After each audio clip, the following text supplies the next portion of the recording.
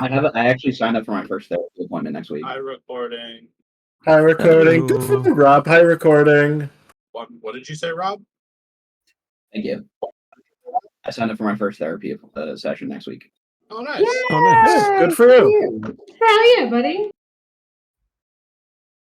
Yeah. So maybe after a couple years, I'll do it. I will be. Therapy is great. It's like the more refined version of having a mate say to you, "Yeah, be like that sometimes." Yeah, the last thing I'll say is that I'm like actually really excited about it. So. Yeah. Oh, good. It really fantastic. is. It really is, though. It really is. It really can be. Yeah. Proud of you, buddy. Mine was sometimes like, they really do be like that. Also, here's a diagram. It's like, Oh yeah, they always have a diagram. All right. So, Previously on Cursive Strahd. or as some other people call it, free therapy. No, let's play Dungeons and Dragons. So, where last we left our heroes, you all had just finished clearing out a house of invaders. You then... No, this was with the baby god. Oh god. Way No, back. That was session like 2. Well, session. the baby god was mentioned last session in that there was a crib, and Grog went to check it to see if there was another baby god there, but the baby god was not actually a factor. And then, as you were speaking to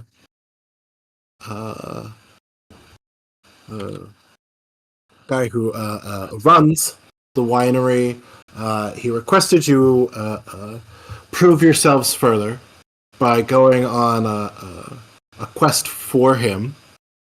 But during that conversation, some heated words were exchanged, and he has since walked off. Oh yeah, I remember that now.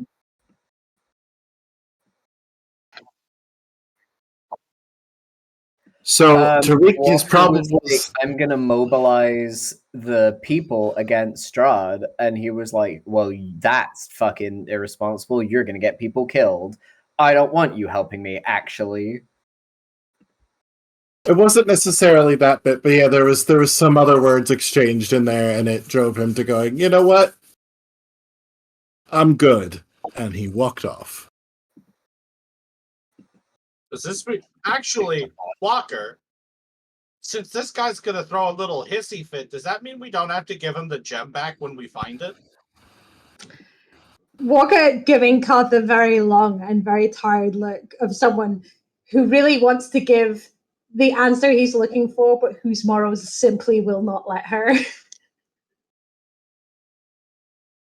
No, Cara.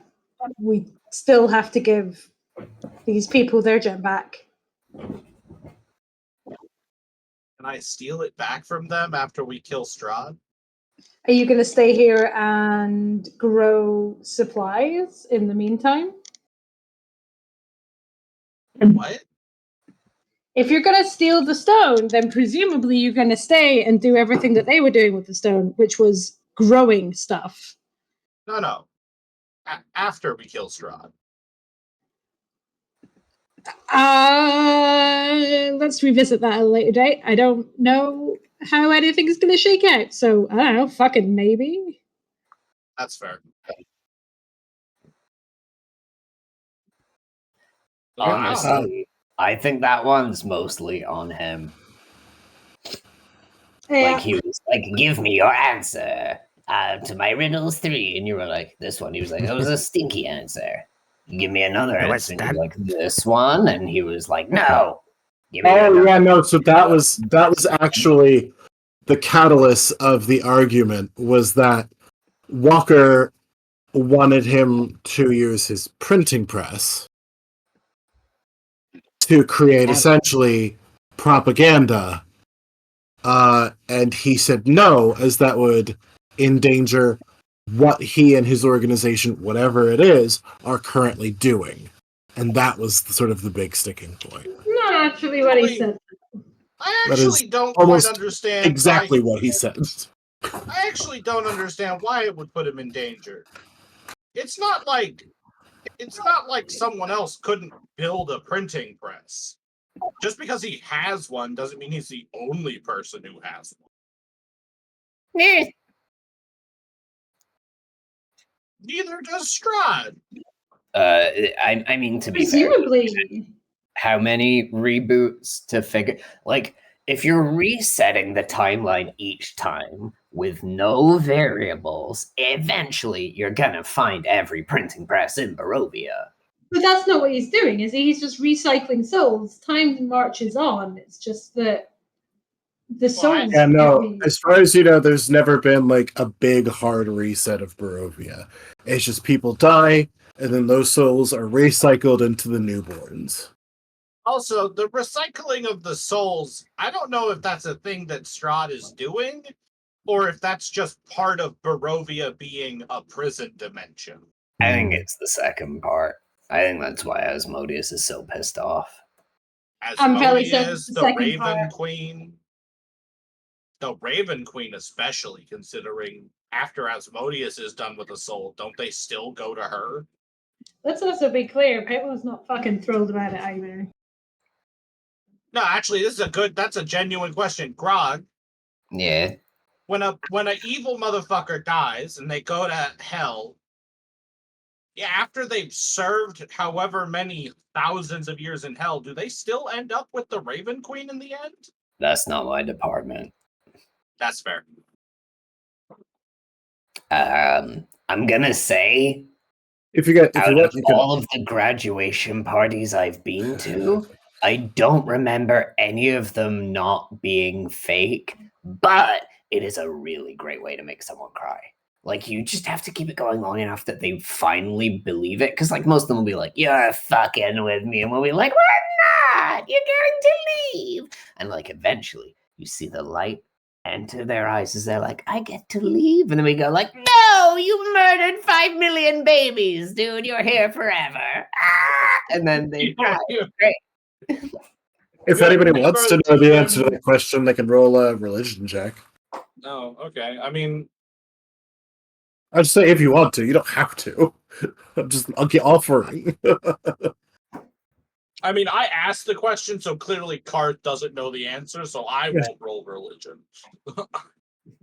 Now, it's up to whether or not Walker can prevent herself from thinking of the answer. Like, we're clearly goofing. They don't want the actual explanation. They clearly actually, this Walker, absolutely. Let's go right. She doesn't know shit. I will give you this. I will give you this much, Walker, because it's fairly baseline. Is that that's the wrong way around? All souls see the Raven Queen before they are sent to where they are going to reside forever. Oh. I have a +3 to religion. No redemption in this fucking universe, motherfuckers. You're just done. That's wild. As far as you've been taught, Walker, which is all I'll give you because of sort of basic, you're aware that there is redemption for souls, but not all souls. Grug points at the fucking herald and is like, I mean, I'm assuming that's what his deal is. Grug just sort of blinks up at you, still pointing. Like, you did something. The Raven Queen was like, enter my service and I'll let you go to a giant ball pit in the sky. That is pretty much how it went down, yes. Yeah, I thought so. Fun fact. I don't I don't recall know the about Raven Queen souls, having though. a ball pit. If I'd known that, I might have. Would that have been a deciding factor in which god you pray to the most? We can't make jokes like this. Last time that happened, Karth got exsanguinated. That's true. We shouldn't. Did I get Should be listing at exsanguinated? any time. I mean, pretty there sure- was presumably blood in a right. I don't know. I didn't clean it up. I just jumped out a window. Yeah, that's mostly why he was dead.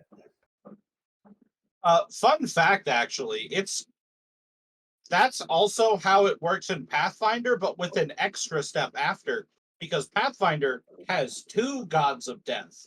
There's the god that sorts souls like the Raven Queen does, and then there's the god that collects them in the Boneyard at the end of time.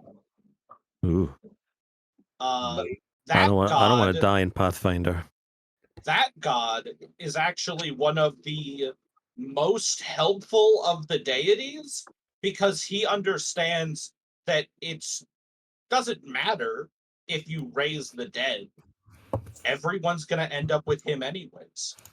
Let's also be clear, that sounds like a motherfucker swooping in at the end of a class project and being like, I did the last step, so clearly I'm the best one. Motherfucker, this other guy's been out here dealing with the dead the entirety of the rest of time. Well, You're hanging out at the boneyard at the end like a fucking janitor. Shut up.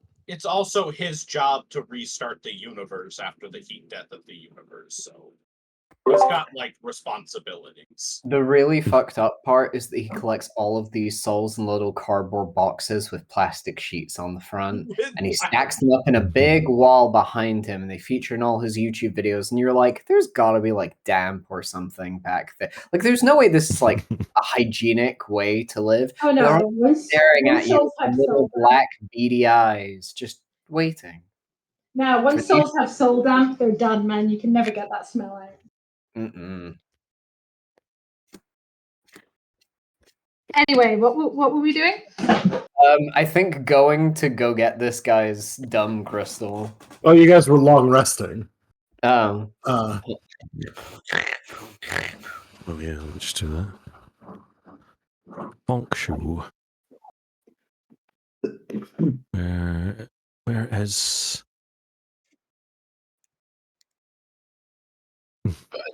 Very convinced. Very I mean, to convinced. be fair, he already hates us, so like, what are you gonna do? Well, he hates you. No, that's valid. It's an occupational hazard. The fucking big arm grizzled face. He likes you. I mean, you kind of bully. I did annoy him. I did annoy him into liking me, but yeah. The sheriff. Grog just sort of like that thing where I'm not going to be able to describe this properly. Grog just does this until you get who he's talking about. And it's just like The sheriff. that Yeah. fucking that guy. That fucking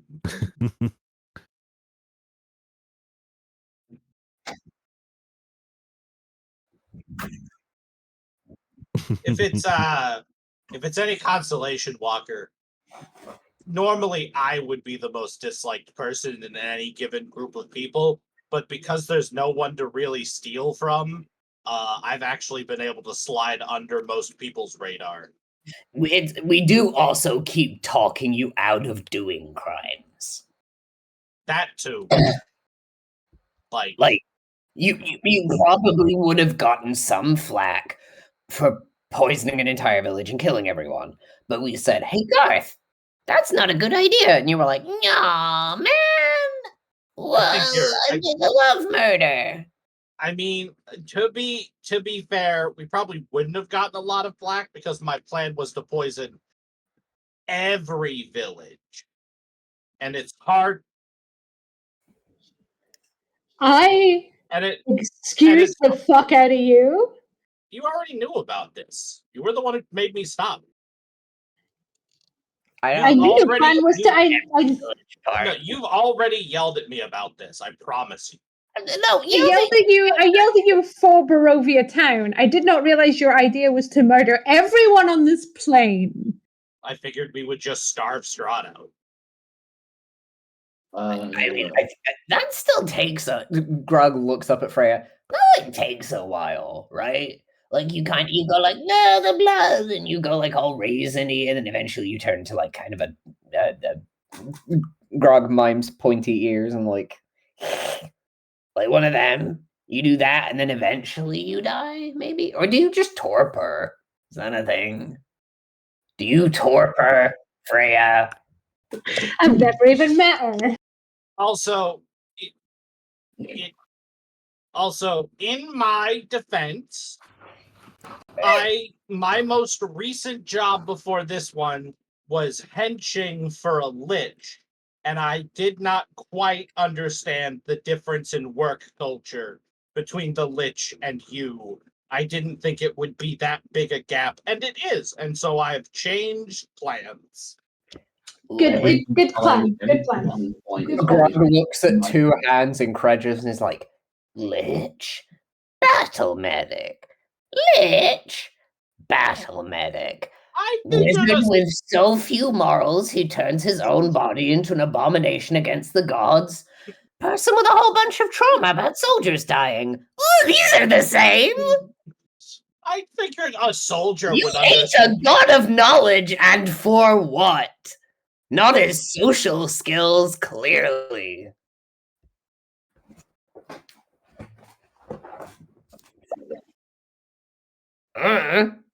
He was for clarification. For clarification, Walt stood up and is looking out of the window because this started off as something she was like, "You're going to have to be nicer to your party member," and is now just funny, and she can't quite reconcile those two things.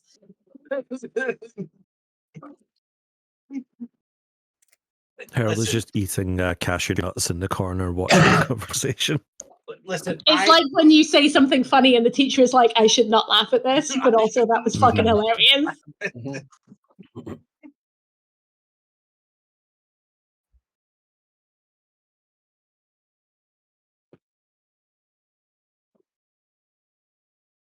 What's it say?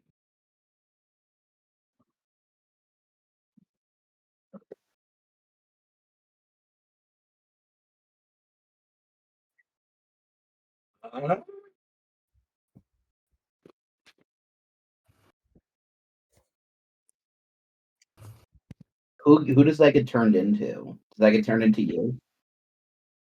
It's her future.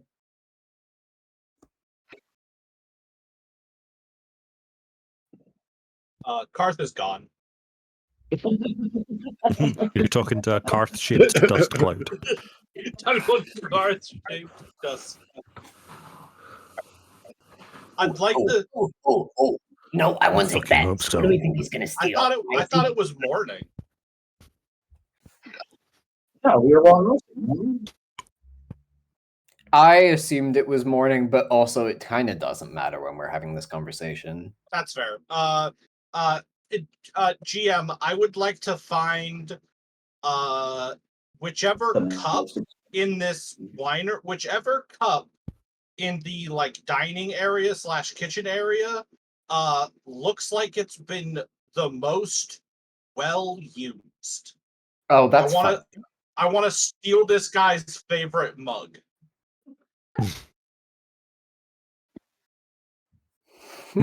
Under his pillow. He has terrible neck cramp. And when I say he sleeps with it. It's the one he keeps his teeth in, but Oh.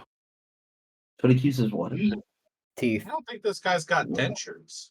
Go ahead and roll a stealth check. Oh, there's your stealth check.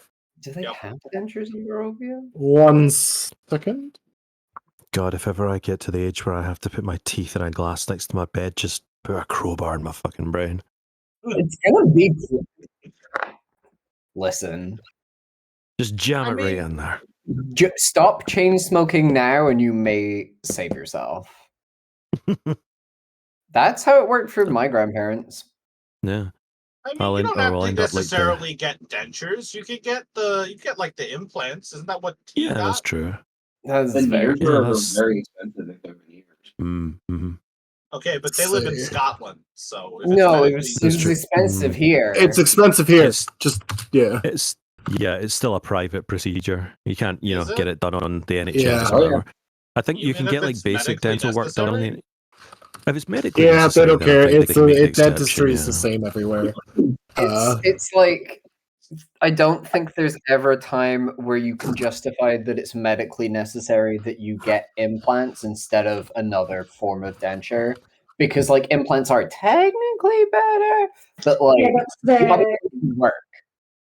that's exactly what it is. It's essentially Yeah. you could meet all your medical needs with removable dentures.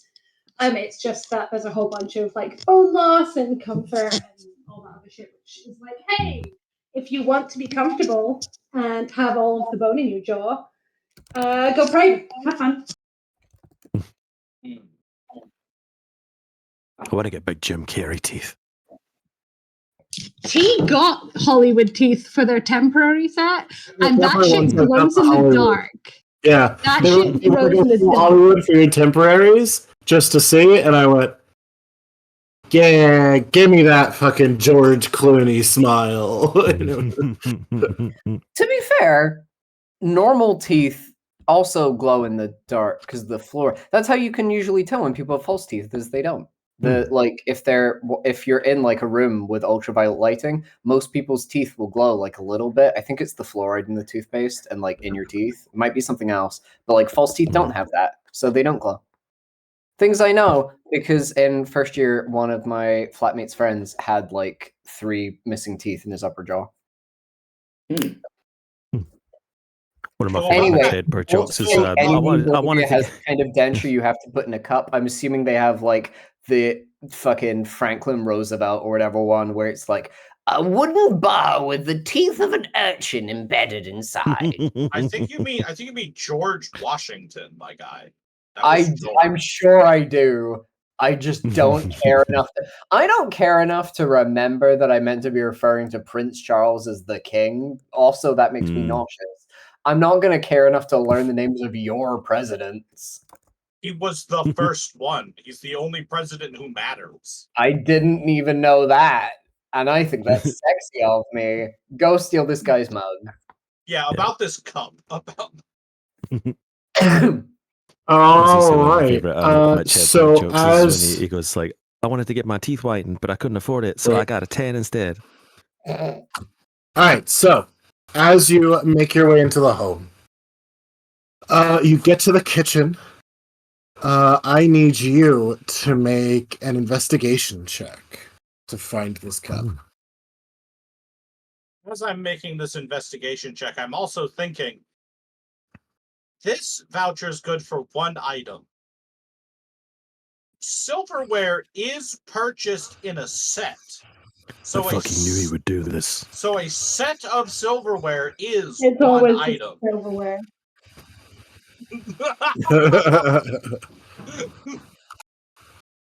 I knew he would do this. I knew he would argue, oh, it's a bag full of coins. That's one item. No, I would have taken the bag full of his gems. I would have. My bet was on that he was going to try and steal the what do you call it? Grog gestures vaguely in the direction of downstairs. The vat, the thing with all the wine in it. So as you're doing that, you notice as you're sort of sneaking into the kitchen, people are in here, right? You're not alone. People are sort of moving about here in the kitchen now. And as you're kind of looking around, you can see, you notice a familiar face. Oh. You notice the woman that you spoke to on your first night in Vallaki.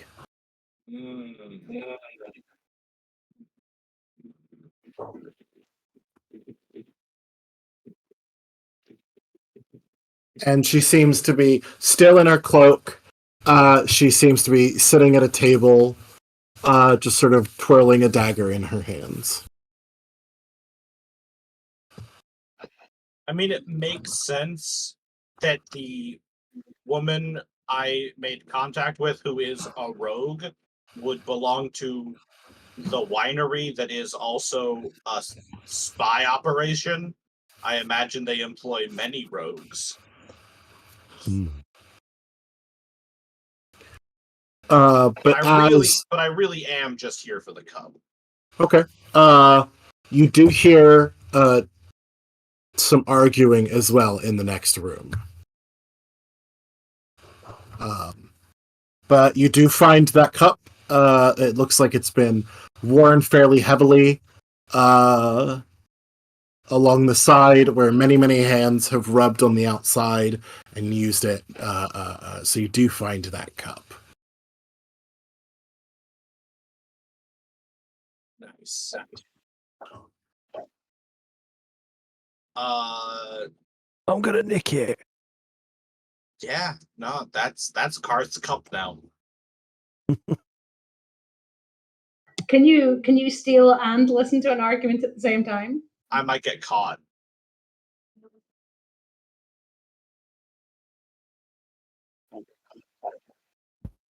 I'd like to try and eavesdrop on the conversation on my way out.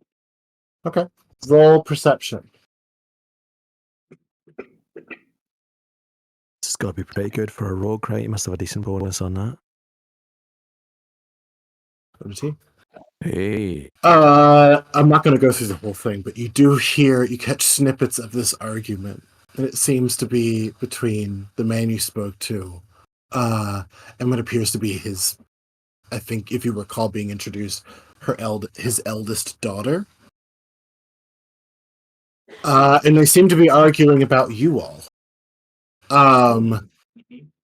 She seems to think that,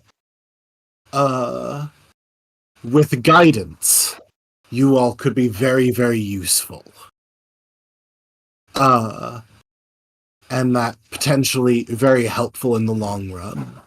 That's a little condescending, but sure. Whereas he thinks, in particular, that most of you don't actually care about the people here. And in fact, he doesn't think really any of you do.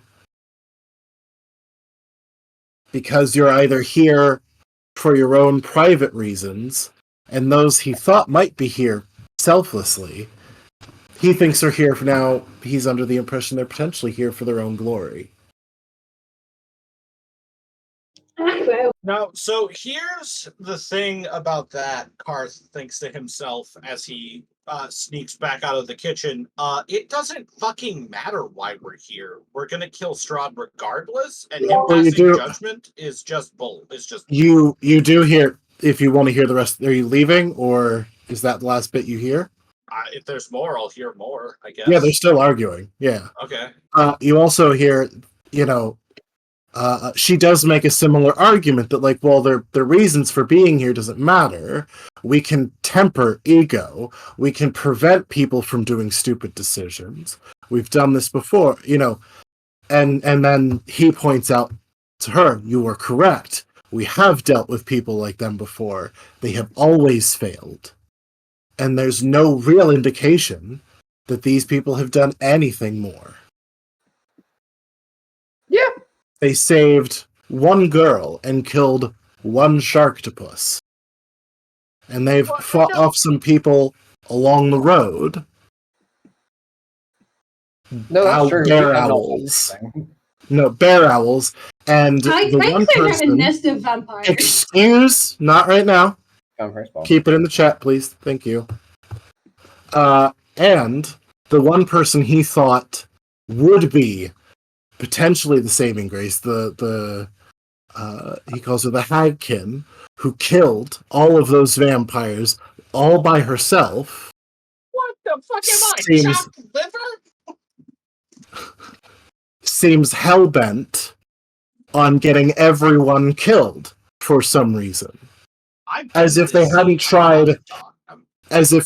tried raising up an army and going against Strahd before, and as if that hasn't ended badly every single time. he would need to see something from these people. They would need to show him they're different. Because as of right now, they seem like every other adventuring group that's been through here. She disagrees. She says she thinks her father's being foolish, but she'll respect his wishes. And are you just listening, or are you watching, Karth? Is there a way to watch? If you roll a new stealth, you can peek through the door. Take a peek. Take a peek.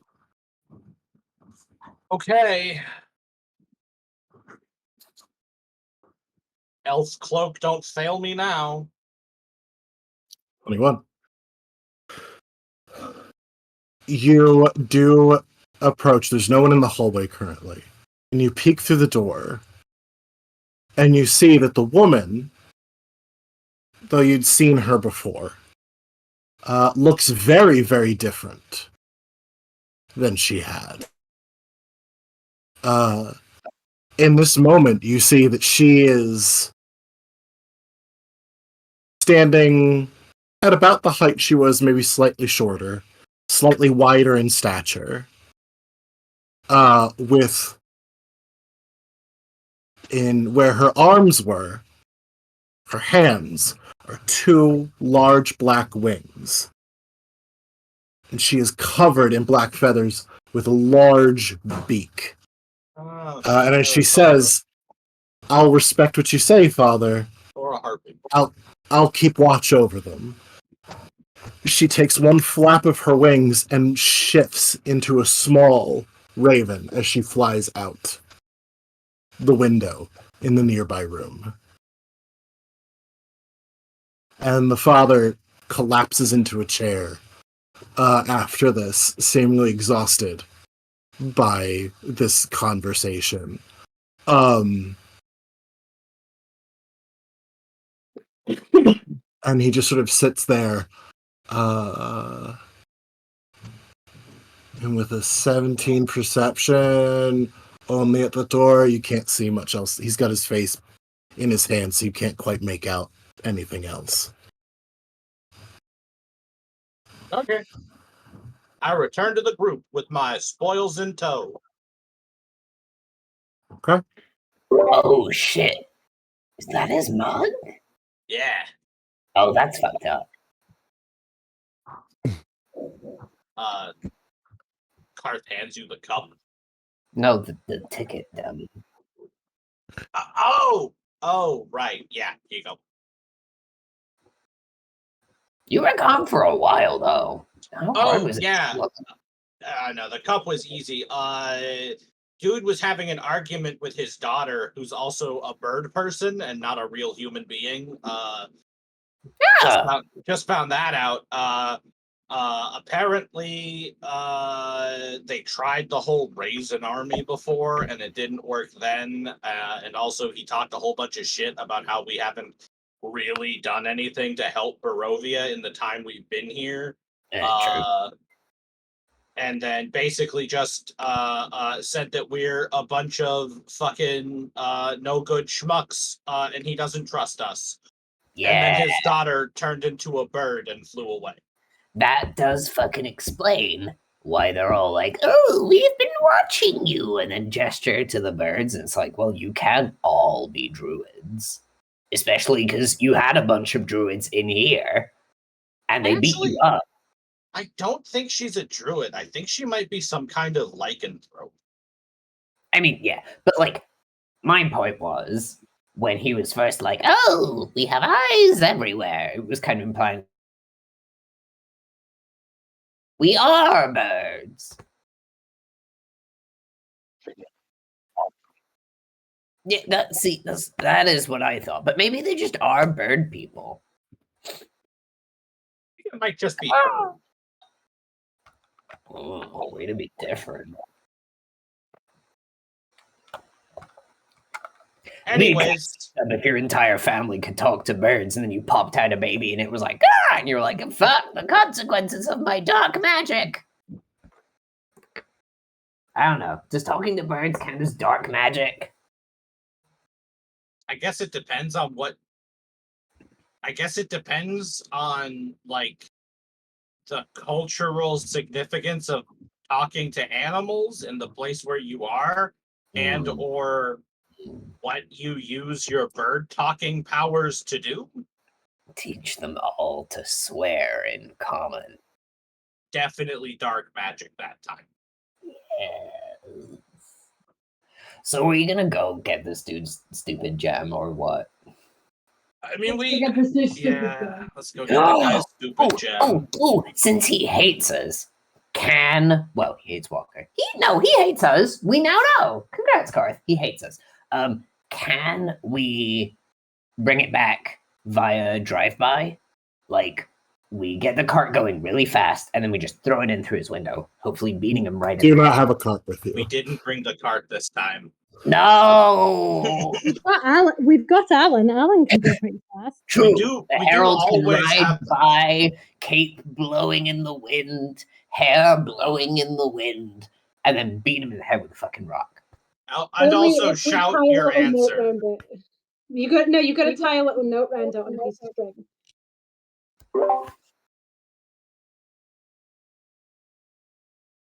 Harold's answer.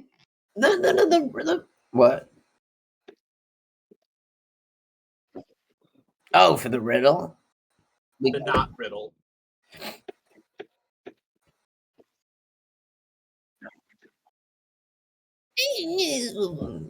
If you're the kind of person to offer a riddle, you're not gonna be like, no, fuck you. You can't answer my, like, you're kind of a pervert. You'll hear the answer to the riddle. Kind of a pervert. Is the Herald wearing a helmet? I always imagine the Herald is just like in a full suit of armor. Is he wearing a helmet? I don't know if the armor came with a helmet. He wears full plate, right? You can if you want it to. Yeah, he wears a cowl, like he wears a hood. Did you also wear a mask? I mean, No. I like the hood better because it means you can do that anime thing where sometimes his mouth comes into the light and sometimes it doesn't. I was just wondering whether he original. had like a full like metal helmet on and was just like the sound of his gauntlets just going over his like metal chin. I mean, full plate does technically come with a helmet.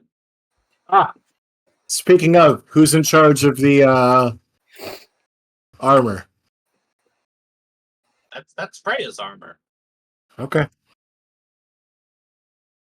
Yeah. That's fair. You don't need to give it. I assume you just give it a small command in the morning just to.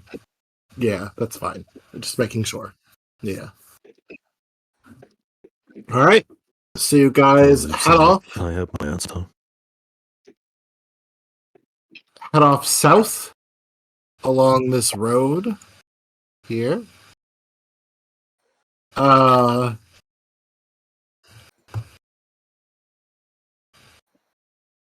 Yeah, technically Brunch isn't with you, but he is in spirit.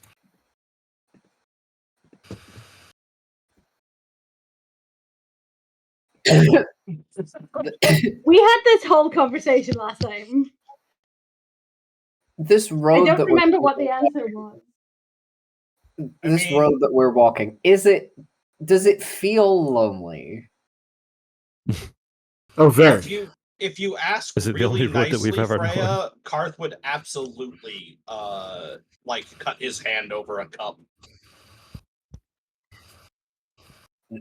That's how you get nerve damage, dude.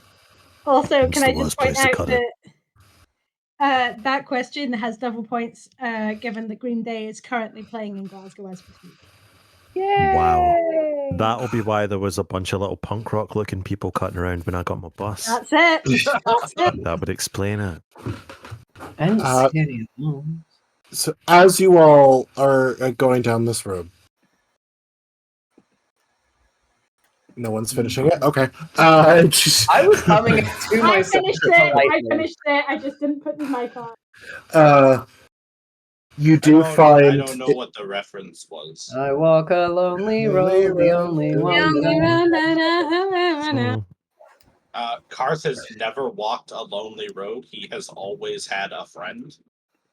You should Well, that's act really like sweet, it. Karth. But as you go, it takes a day. Actually, no, it'll take most of the day to get to Yester Hill, which is where you're told the druids tend to congregate. Yay! That means we get to make camp and keep bullshitting. No, before it's taking most of the day.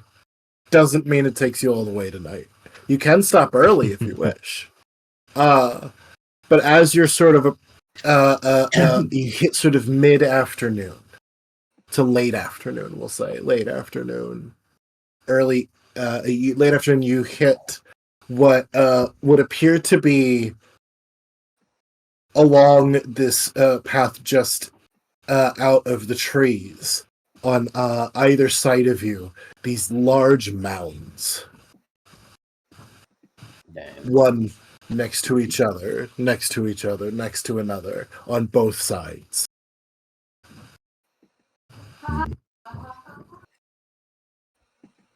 Yes. Hey, I have a question. Yeah. You know when he was busy describing to us the subject in great detail? What subject? When he was describing this gem that we were supposed to get in legitimately some detail because he wants us to go find it. Uh-huh. I believe that means I can locate object, this bad boy. Well, you're not close to the hill yet. How far does that go? It is within 1,000 feet, which is, I believe, about a third of a mile. Not there yet. Yeah, you're not quite there yet. Yeah, but once not we get too far off. once we get to a point where it would make sense to cast it, That's she'll fair. cast it. Okay. But as you're going past these mounds, you all begin to hear whispers. Burial mounds called it. Can I drop a quick detect a divine sense even? Sure. Any celestial fiend or undead within 60 feet. Okay. Besides the You ones that should be sense there. you do have the ones that are around you. Grog is even radiating stronger now than before, than maybe the last time you cast this. Grog's just doing a little jig. Grog's just having a little booty. You sense, and I'll give it to you like this. You sense very, very weak undead presences, almost like echoes, more so than real undead, in a lot of these mounds. Except for one. One that you sense the presence of a singular undead. Harold puts his hand up to stop the procession. Grog gives you a high five. Well, yeah, Grog, you were riding beside the carriage on your horse, right? We don't have No the carriage. We don't have the carriage. Y'all are walking. Fuck! We don't have... I have Alan, Grog I guess, just sort because of I could like stands there summon and unsummon him at expectantly will. staring at you with his hand raised and just looking at you. Grog, Well, at least I made you stop. You absolutely have the high jump to high five the Herald. I won't stoop that low. But yeah, so you see one particularly large burial mound. So what are we looking at, Harold? There is a small opening, Harold. Ooh, I think the it's Little front. Dead King. I think it's Little Dead King. Ooh, I think it's... Shut up and let God talk, or we're never going to get anywhere. And as you are looking at this, as your attention is drawn to it,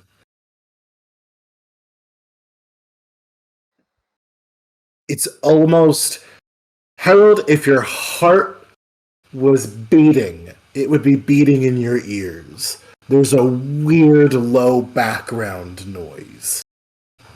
As that it was not there until you acknowledged this mound. And as each of you their attention is drawn to it, you have the same. There's just some low background noise that's almost like a heartbeat, but not quite. Harold takes the fist that he was holding to stop everyone and just points towards the large mound. There is a stone rock outside of it. It seems to have something carved. It says there's something very wrong here. I need all of you to be on your guard. Most graves tend not to come with their own percussion. It is diegetic, right? I'm not the only one. It's like a dum-dum, dum-dum, dum-dum. Yeah, no, Walker has been counting for a second in her head, and she's like, that's an arrhythmia if ever I heard one. That is just fundamentally mistimed. That's a fun skill to have. I check for traps around the entrance to the hole. So as you get up there, you do see that there is writing on the stone. In what language? What language would you like it to be?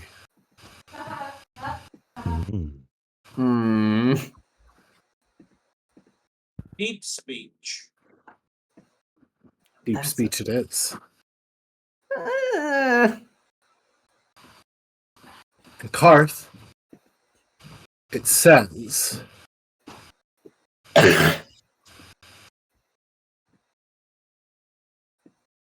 enter alone, and only one shall leave. Can I read it from back here, or do I have to walk up?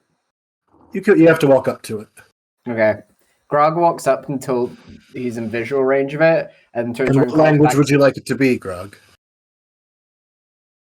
Oh, probably Infernal. Grog's not thinking about it too hard, so we'll just be whatever Grog will. I think Grog assumes, just from experience, that everything's Infernal. Statistically, most things Grog have read are in Infernal. It says here, enter alone, Hellspawn, and show me your metal. It says, enter alone, Hellspawn, and show me your metal. It doesn't say Hellspawn. That's very clearly the archaic deep speech term for a young aboleth. Walker, Walker, hey, get over here. What language is this in? Walker, what language Walker would like to be? Walker would like to read the celestial inscription on this tomb, please. Welcome, Hagkin, and enter. What language is it? Wait. So I had to find it. Welcome, Hagkin, and enter. So no answers you will find here. There's no answers in here for me, which is cool, because I was mostly here for the gem. These are all deeply personal. Y'all should read it so we can get some free therapy. Yeah, what language is it in? I don't understand what you're all arguing about. It's clearly in primordial. Oh enter, farmer, and claim what could be yours. Yeah, it's in deep speech for Karth, it's in Infernal for me, it's in whatever language it's in for Walker, it's in Primordial for you. It's a magic door. Hold on. Deeply incorrect here.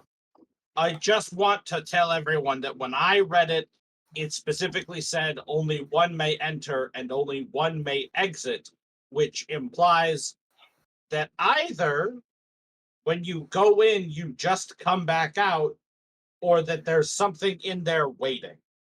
Did it say that only one could enter, or did it say if only one entered? No. It said only one may enter. For me, it just said enter alone. So that's like one at a time, I guess. And it said prove your metal. And like Grog hefts the hammer. It's like, I'm pretty sure this is made of metal. So. It's not that type of metal. Wait, too many people talking at once.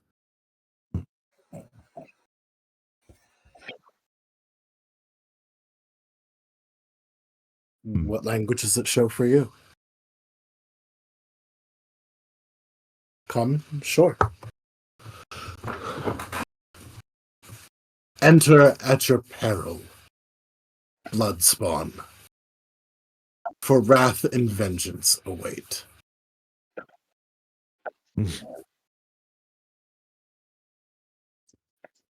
I look at it.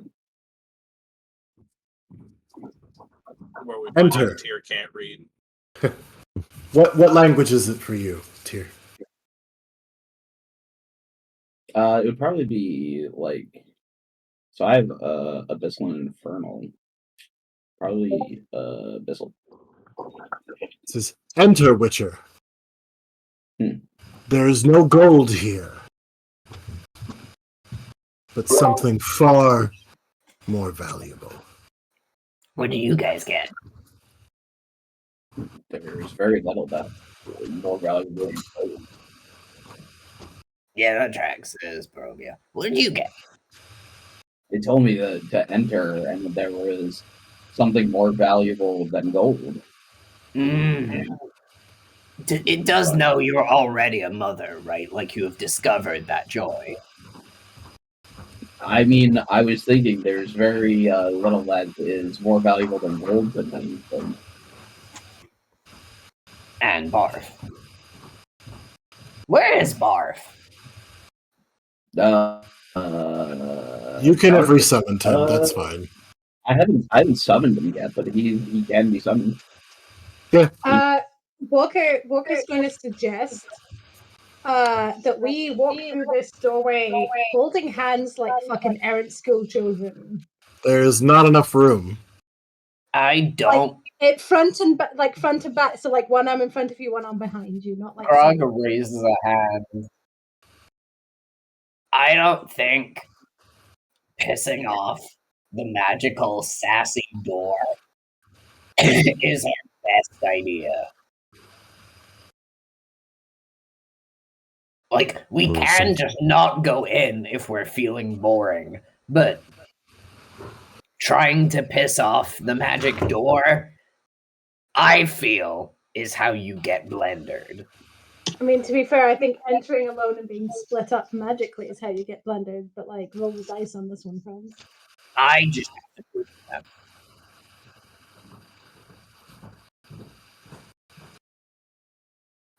What do y'all want to do? I would like to enter.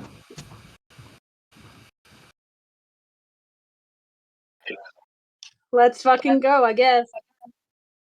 Who's entering?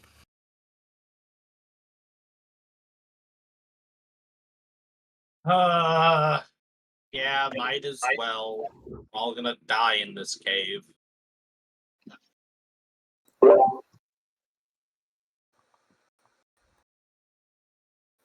But Karth, there could be things to steal.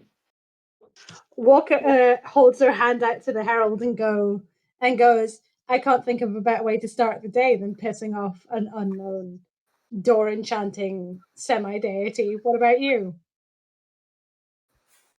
And so I used to start every morning. Grog is gonna wait until everyone else has gone in and like count to 5 and then go in after everyone else to try and enter alone like the magic door said.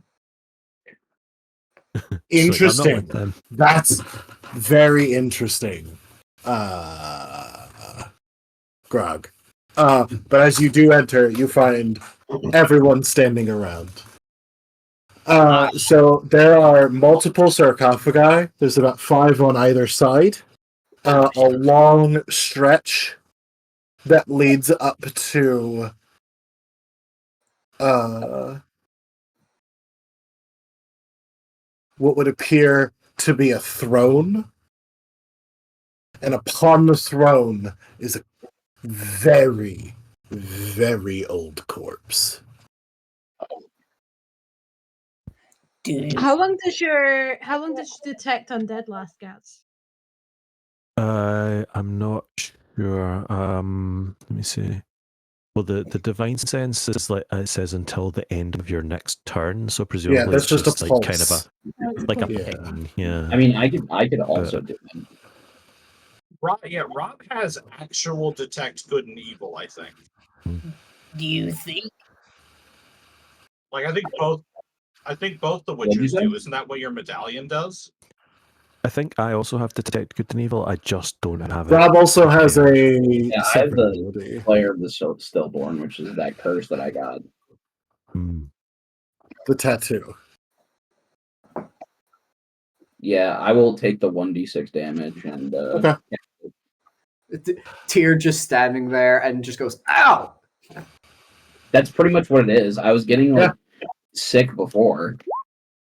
So Okay.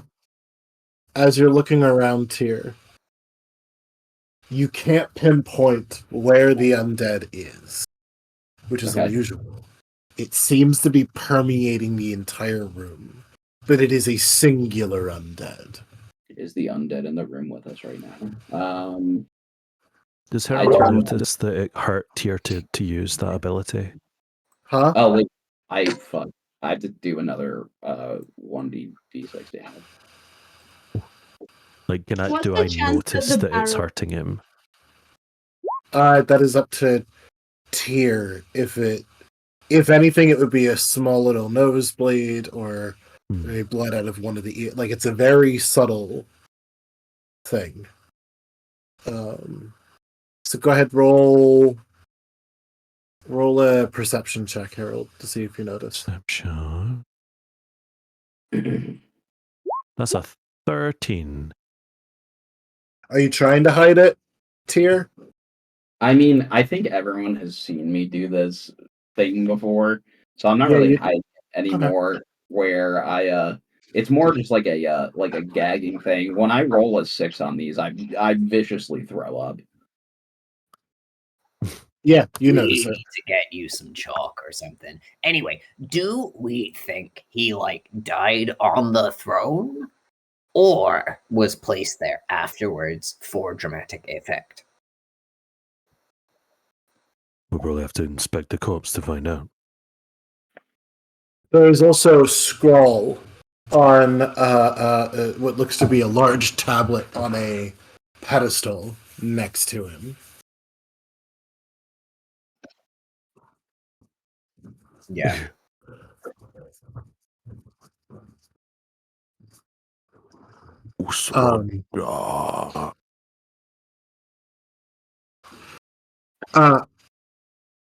You approach it, and you see that it is in an old version of Common, but enough that you can make out.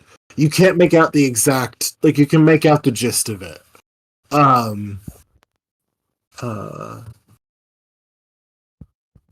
This man was known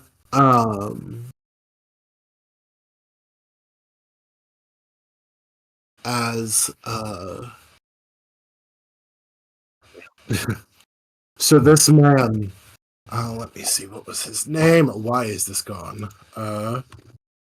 It's the corpse of Dwight Schrute.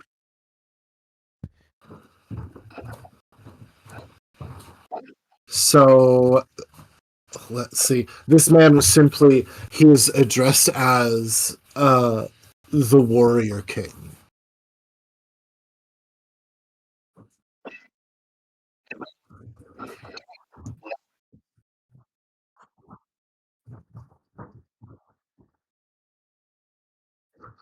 You see that he was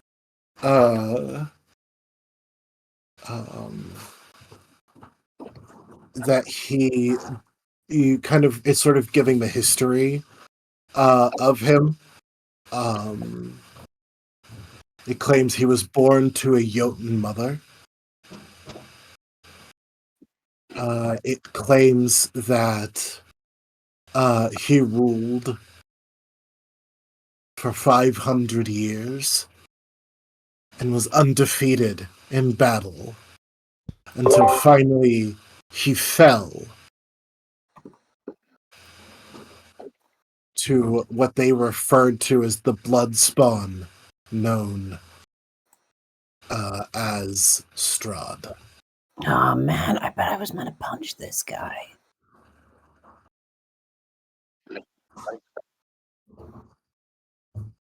Oh no. The spooky cave doesn't seem into it anymore. Nope, just simply the warrior king. He seems to have lost a name long ago. Question. This corpse on a throne, is there any, like, notable gear on the corpse? There is what looks to be an iron crown that is rusted. There is a his what would have been robes, just as at a glance, without you actively getting up in it, all up in his business. At a glance, his robes are tattered, torn, whatever they used to be. They're almost nothing. He does have some armor on, but again, that looks very. It's starting to rust. There is, and he also does have his looks like a sword where the hilt looks rotten. The scabbard is also mostly rotten away. And the sword itself is like it's all been here and mostly protected from the elements, but these places aren't by any stretch of the imagination airtight, or as moisture gets in here quite a bit, and all of his stuff seems to be pretty in ruin. So none of it is unusually preserved then. No, there is a what looks to be some sort of tarnished iron medallion. But it's still, even that has some bits of rust and things. But it looks like it may be, like, of all the things, it's the most intact, but even that has seen damage over time. Hey, boss. Which boss? Hey, any and all. I think we should have a chat with this man here. I agree. We could do that. Just a little chin wag. Before we do that, though, Freya, could you do that medallion tappy thing you do and tell me if anything on this corpse is magic?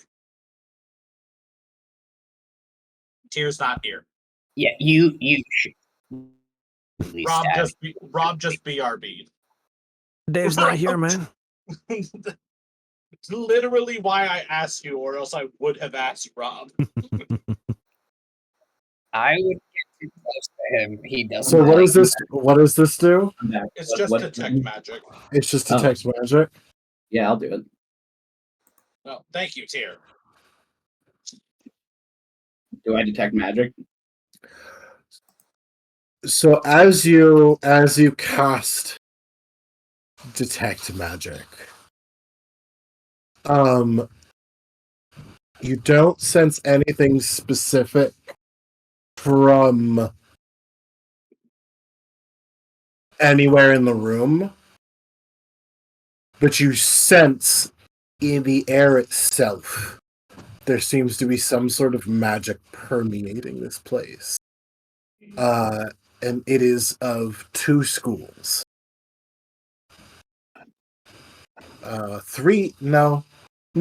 Two schools. Abjuration.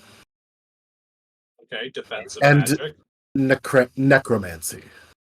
Okay. Dead magic.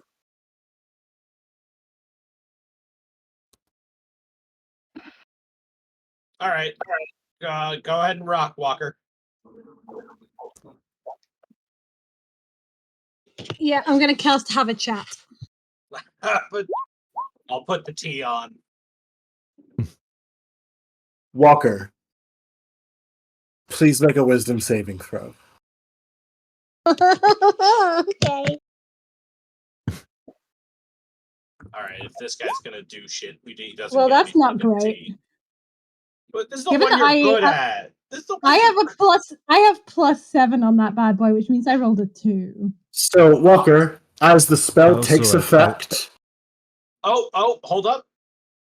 If I'm It's a close to 12. you, remember you get a +3 on your saving throw. Oh shit! Yeah, so that is in fact So technically it's a 12. 12.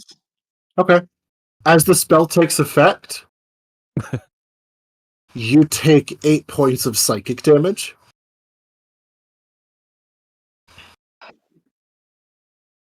And you all begin to feel the air's gotten a bit heavier. And you all get that sense. Have you ever had a feeling when someone is absolutely somewhere else, like someone else is absolutely in a fucking rage, and you just have that feeling in your spine of like just almost like fight or flight? Not actual fight, not actual fear, but just there's that weird feeling in your spine when someone else is super angry. Y'all kind of feel like that. Does Harold feel it too? Yes, Harold, you do. I enjoy any statement that immediately follows up with half the party looking at the things that they're technically immune to and going, "Do I feel that?" It's just a feeling in the room. Oh, wow. It's almost like deliberately going against the magic door was a bad idea. Grog, Is he feeling chatty or no? You The got spell took psychic effect.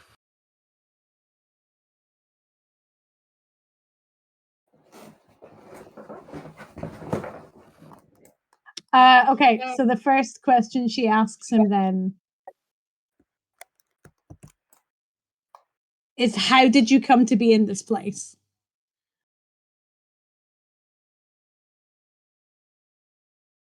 The head, where usually the corpses, it's just the corpses speaking, right? It is just them regurgitating information, almost like an instant replay.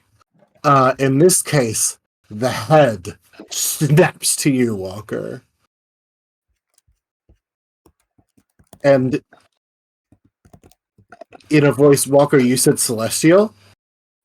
Yeah. So you all hear the language you mentioned earlier. And the rest and you all also hear, while you're hearing it in the language you said earlier, you're hearing echoes of all the other languages everyone else has said. Oh, gross. So his head snaps to you, and he goes, "You read the fucking tablet, didn't you? You already know the answer." That's a snippet of your history, not your whole history.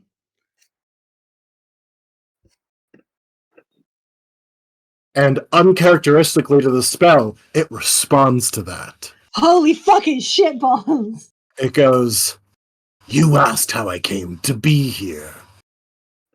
That is how I came to be here. Be more specific in your questions, Hagkin. 4. Oh. And then it resets to center.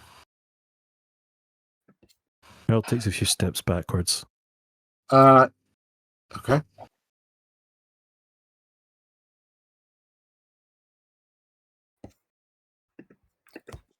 If you still want to do the test of metal thing after Walker's done chatting with you, I'm down. That's not a question, just a statement of intent. Grog gives him a big thumbs up from the other side of the room. Grog is deliberately standing distanced enough away from these people to still try and make the argument that I came in by myself. Walker's gonna think about it for a minute and then say, what were the experiences that you had with the vampire they called Strahd? His head again snaps to you, and in the same sort of voice that you heard, he goes, "He came, claimed that he ruled this land, and so I rose up, my people rose up, and I failed. He killed me, and those who survived buried me here. What other experience was there? He came, I hated him, and I tried to kill him."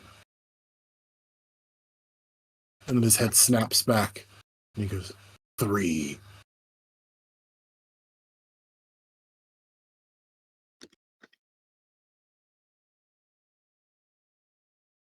Okie doke. Walker is just going to make a statement and go, that is a valid perspective. One might expect of a wizard, perhaps one they might call Kazan. You start hearing laughter.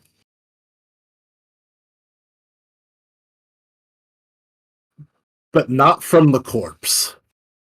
Just around the room, from multiple places. And it gets louder and louder and louder until you are all covering your ears. It is deafening. It is all you hear. And then at a certain point, it feels like the laughter is all that has ever existed. And when you almost forget who you are, it stops. Ow. And you hear just a voice. Then the corpse's head snaps to you again, Walker, and goes, "Clearly, you cannot read."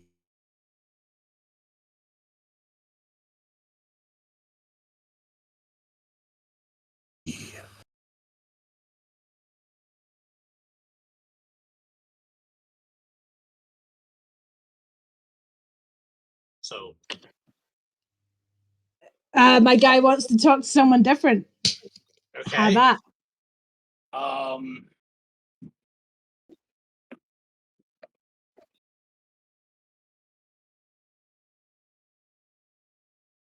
Earl takes another step back. I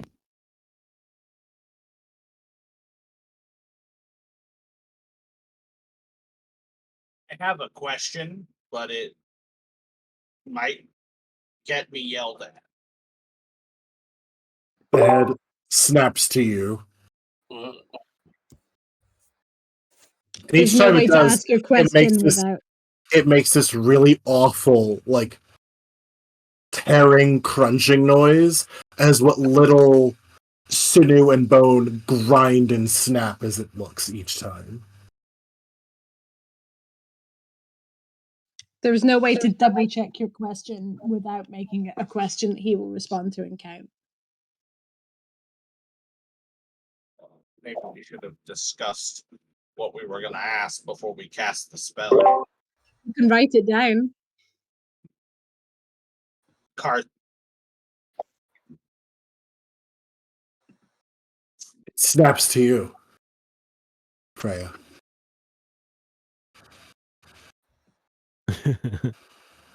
You actually hear a sigh tear through the room that even makes the 2 undead in the party feel cold as this sort of wind rips through the room.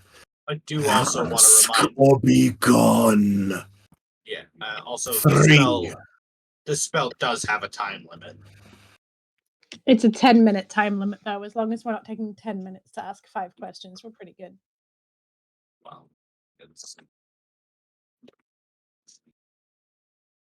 The pressure in the room gets heavier. Grog is standing away from the huddle. Grog still would like to try and fight this guy. As he increases the pressure, Walker's gonna stand up in the huddle, and because she's so tall, pop her head over the top of the huddle, and she says, "You have been dead a long time. You can wait a few minutes more for us to phrase the question in the way that you would prefer. Be patient."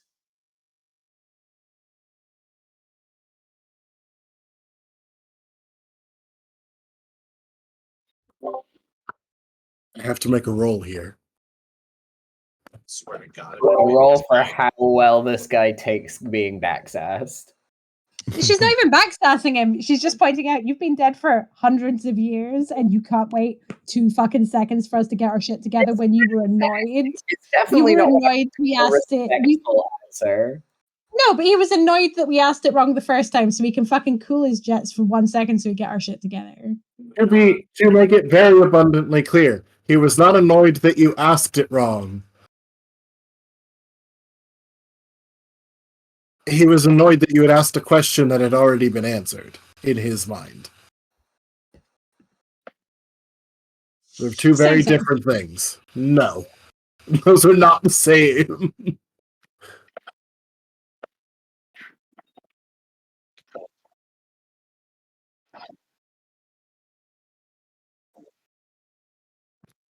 Okay.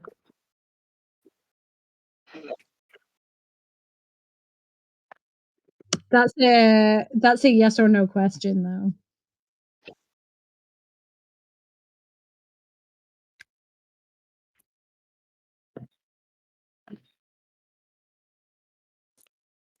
You hear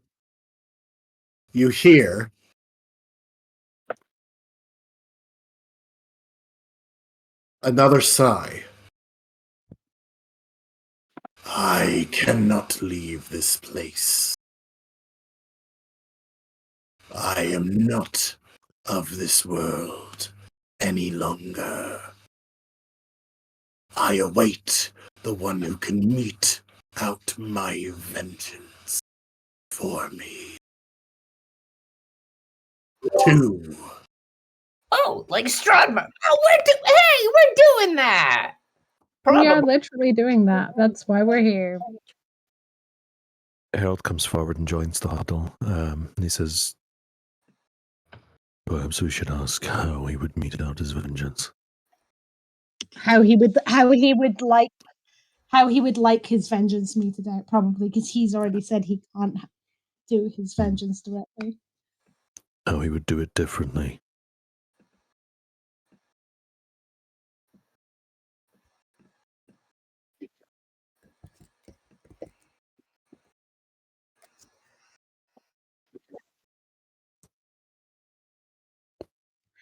Tempted to stick my head above the parapet and ask him if he wants to join the huddle so that we can decide which questions to ask him, and then he can choose, because he can clearly choose to interact with us or not. If he wants to help us workshop these questions so that he can give us the answers and we can go and enact his vengeance on Strahd, who he clearly fucking hates. Like, by the way, come on down. At this point, it is becoming hard to breathe in this place. We have 2 questions left, right? Yes. 3. 2. Not 2. He answered a question about leaving. Yeah. Okay, well, y'all come up with something to ask him in the next 30 seconds, or I'm going to waste one of our questions. Let's ask him how he would like his vengeance enacted. I'm willing to ask him. I don't know if he's been thinking about it. Depends how petty he's feeling, I guess. Let's find out. Hey, do you want us to kill Strahd for you? Grog just yells across the room because it is That's a gradually yes or no question. everyone's still debating. That's a I yes or no wish question. for my chosen to destroy him. Sorry. The chosen. I wish for my chosen to destroy him.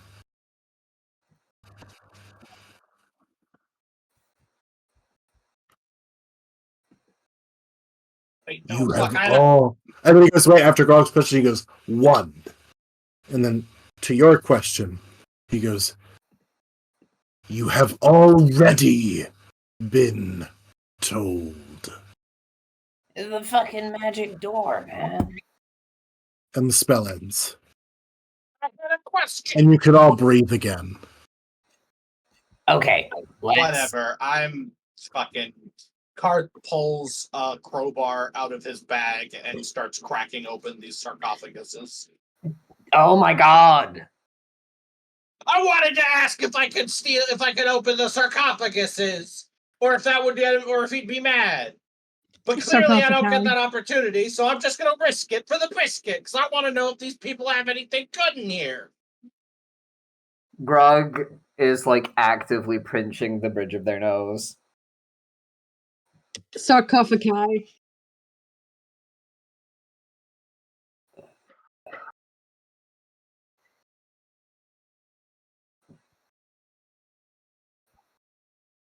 So, Karth, you open the first sarcophagus. There is what appears to be some sort of dead warrior within. And Karth,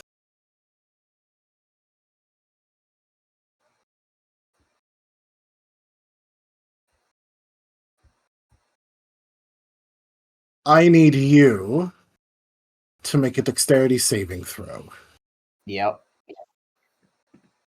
Oh, I should have checked the fucking traps. I think the trap With the is plus the fact 3. there's an undead. Oh no, wait. Yeah, so that's a 26. So, Karth, you managed to get out of reach as the corpse reaches for you and the sarcophagus slams shut again. Okay, it's clearly clearly he's mad about that. Yeah, the fucking magic door. What did it tell you to do? What? It said, "Come in, may leave." Technically, it just told me to come in and not expect any answers. It never said I had to come in alone. Oh my god! And then you asked a. No wonder he got pissed off. I think it was meaning. I think it was meaning like deep existential answers, not like Grog any answer. just swings the hammer over their shoulder, walks past everyone else, walks up the steps to Throne Dude, and is like, Do you still want the metal thing? Because they're all annoying the shit out of me as well. No response. does he like hold it? Is there like a weapon clutched in a skeletal hand?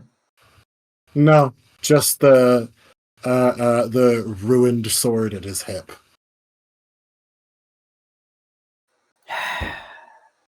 Harold turns just sort of to speak to the room and just says, just to be clear, we've never met this person in our lives. Correct. Can you all like go outside for a second so I can fight a zombie? Fucking gladly. And Harold turns around and goes towards the door. Yeah, let's be clear. Is there only one door in, one door out? Yes. Yeah, okay. Yeah. Wilkins gonna step outside.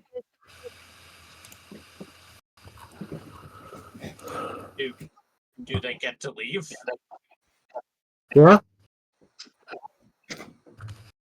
I don't want to rush anyone, but I'd rather spend as little time in this place as I possibly can. Thank you.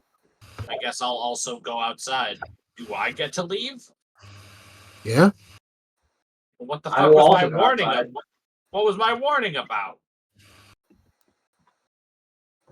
Don't look at gift horse in the mouth. Just go.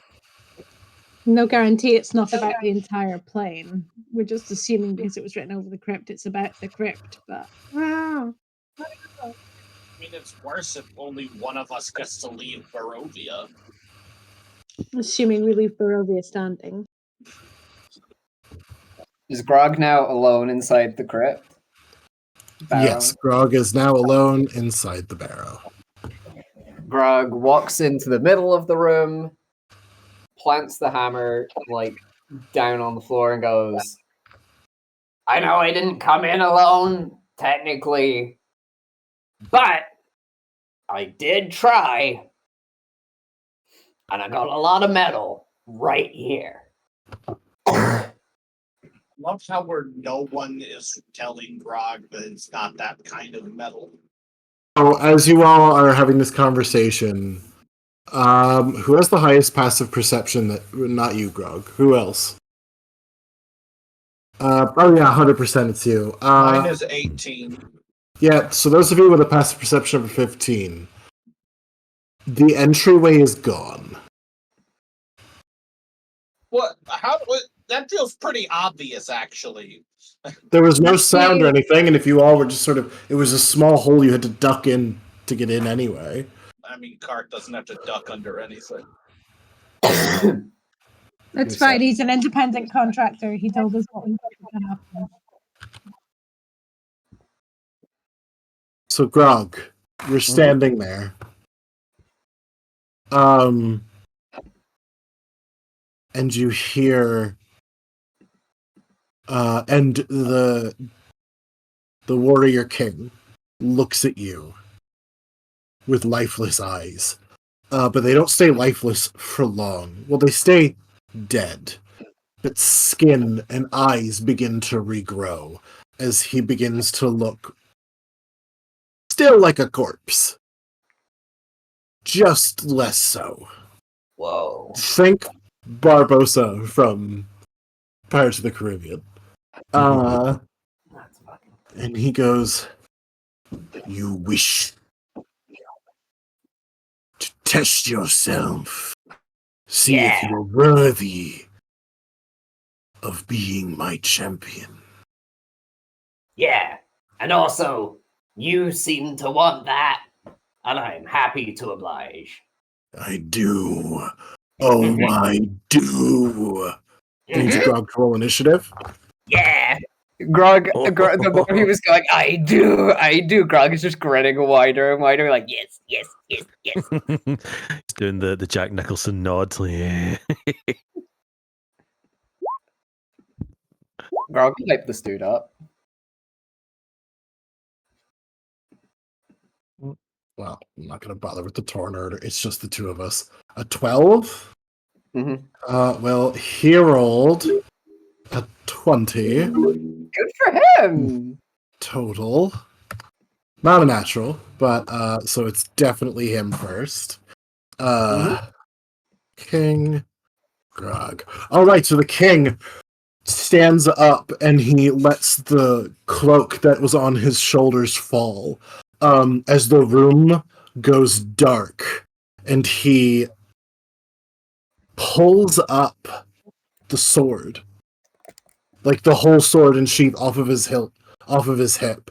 He grabs the sheath and undoes the sword, holding sort of the leathered sheath in one hand, and this very, very sort of dark steel type longsword in the other. And he just, with a grin that can go very wide because missing a lot of skin, lunges forward with a scream that you all can hear and feel outside. It vibrates. And you start to hear from the cairns around you shouts of warriors cheering on their king. But they're sort of echoey. And again, they have that dissonance between the different languages that you all have chosen. Birds scatter like that from the nearby trees. It is making quite a lot of noise. So he is going to make 3 attacks. Ooh. They are reckless. Mm-hmm. That's 21 to hit. Yeah. 10 to hit. Nope. And another 21 to hit. Yeah. So that is a 1 and 3, 4, 5, 6, 8 points of slashing damage. And 9 points of necrotic damage. Ooh, fun. As he carves into you. And with that, I need you to make a DC 15. Oh, no. You're good. You're good. Okay. It is now your turn, Grog. Grog grins up and goes, "That was a good one."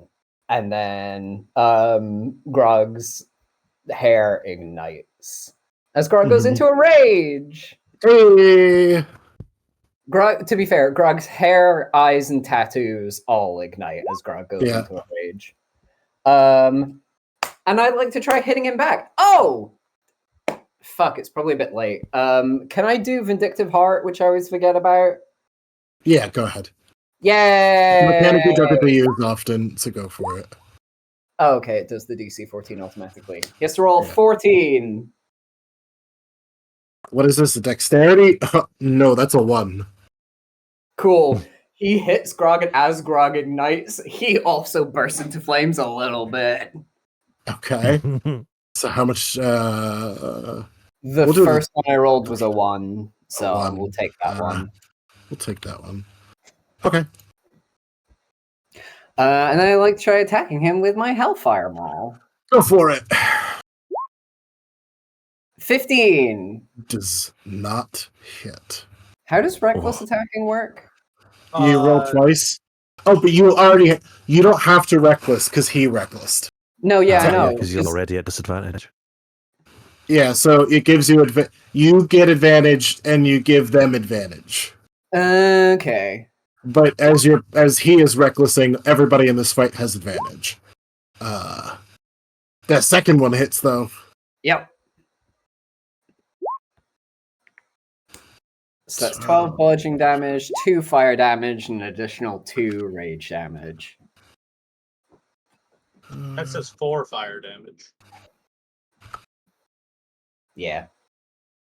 Okay. It is his turn. He is he's just gonna use all 3 of his attacks. He is fully gone into an absolute frenzy.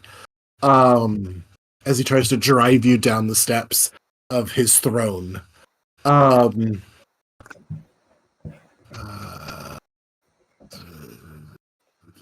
14 to hit? No. 15 to hit. Yeah, just. And a 22 to hit. Yep. He's rolling well. I'm a little fucked, but that's fine. 10 points of slashing damage. So reduced to 5? Hang on. Yeah, reduced to 5. You cut it in half. Yeah. It's the same with that first attack. And then only 3 points of necrotic damage this time. Is that with the reduction, I'm assuming? Or is that reduced to 2?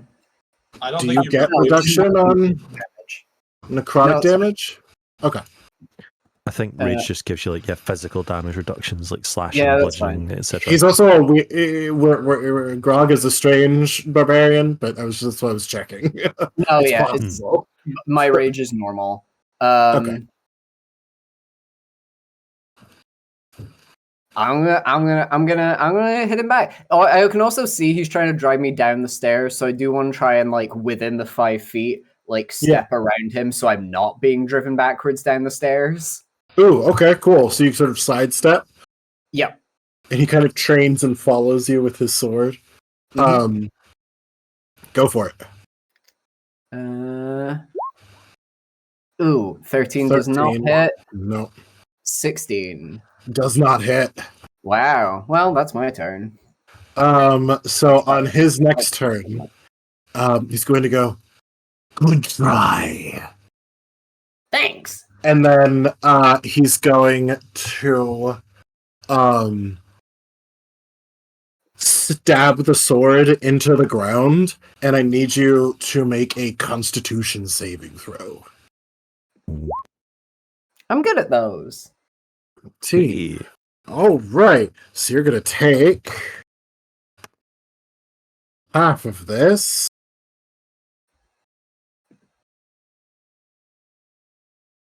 Only 6 points of necrotic damage, and you're not budged as this dark pulse flares out from him, and you take it and you just stand there. It kind of, the fire on your hair kind of flickers back a little bit, but you are not pushed back. And it is back to your turn. Damn, this is really cool. 28. Fuck me. Are you recklessing? Because he didn't reckless last turn. Oh. No. Okay, so 18. 18 just hits. Fucking hell. I don't think I'm gonna win this fight, but I'm gonna give it my good old country try. This Keep guy's forgetting pretty to tough. fucking vindictive heart. I should have done it like 9 times by now. It's fine. Anyway, that's 14 and another 2. So that's 16. 14, 16. So that's... And then that's 16, which does not hit. So that's my turn. Okay. I'll give you this much, Grog, because you are a warrior. You've dropped him by about a quarter so far. He's by half. So, like... These are reckless. Ooh, that was bad. 11. Nope.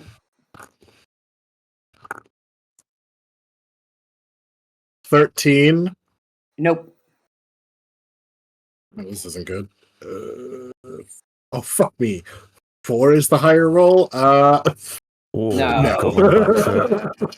You've got him on the back foot. Here we go. You both had a bad round there. Your turn. Great. Nope. That's a 21. Nope. He recklessed. Oh. So the one turn you didn't get that is because he did the pulse thing. Right. So both 21s hit. Jesus, hold on. So that's 20 points of damage. 22 and 16. It's 20. So 38 total. 13. All the voices in the arena are alternate chanting, "Let's go, Corpse King! Let's go, Grog! Let's go!" Oh yeah, no, you guys do hear cheers for who they call the Hellspawn. You do hear cheers for Grog as well. They seem to be just these voices just seem to be enjoying the fight. And Grog, if you look out of the corner of your eye, if you look directly at the walls or around you, you wouldn't see anything. But out of the corner of your eye, just in your peripheral, you see a swarm of hundreds of warriors. Yeah, ghostly warriors just around warrior party. 0.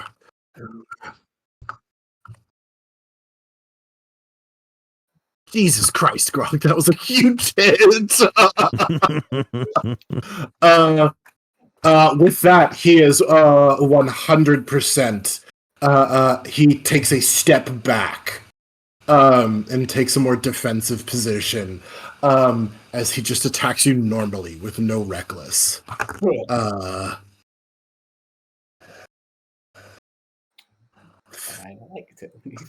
15. Just hits. Damn it, another 4 and a 17. So the 15 and 17 hit. 5. So 12 points of slashing damage. Reduced to 6. And 11 points of necrotic damage. So that's 17. And the other attack? No, that was the 2 attacks total. I just did the... Oh, I assumed the necrotic damage was coming like how I was doing the fire damage. Oh, you're right, there is one more. Well, that's a whole 2 necrotic damage. I rolled 2 ones. For his second attack. So how many... So he's hit me twice.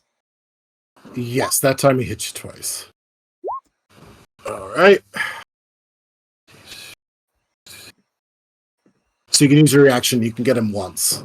With that first reaction. Because 3 a reaction. And that's a fail. That's a 3. So he takes 6... He takes 6 fire damage. Grog, it's your turn. Now, you do not have Reckless unless you Reckless. Nope, that's fine. Fuck. Way! 2 hits.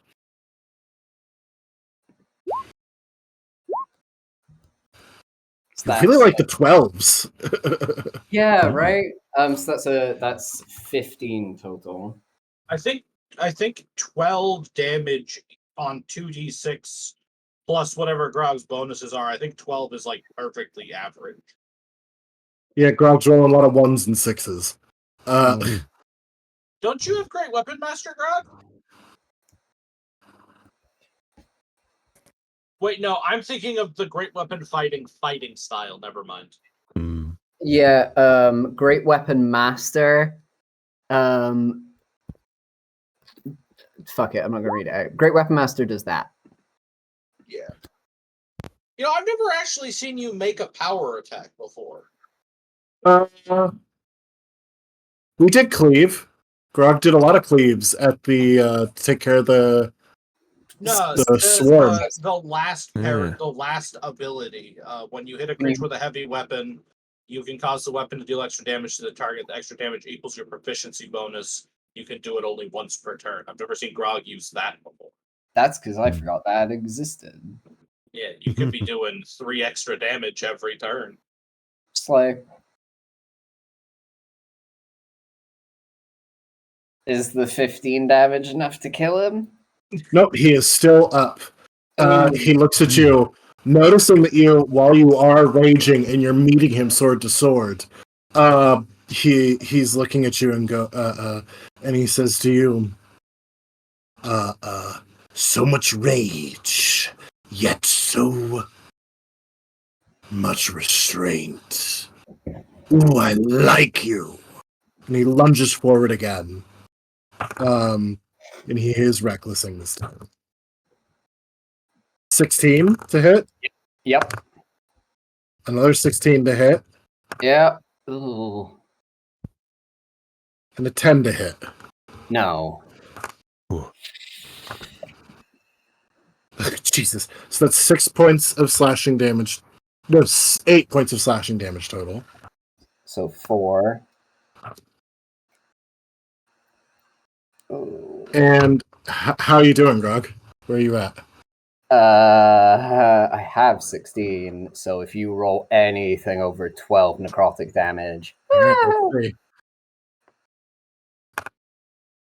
That's 5.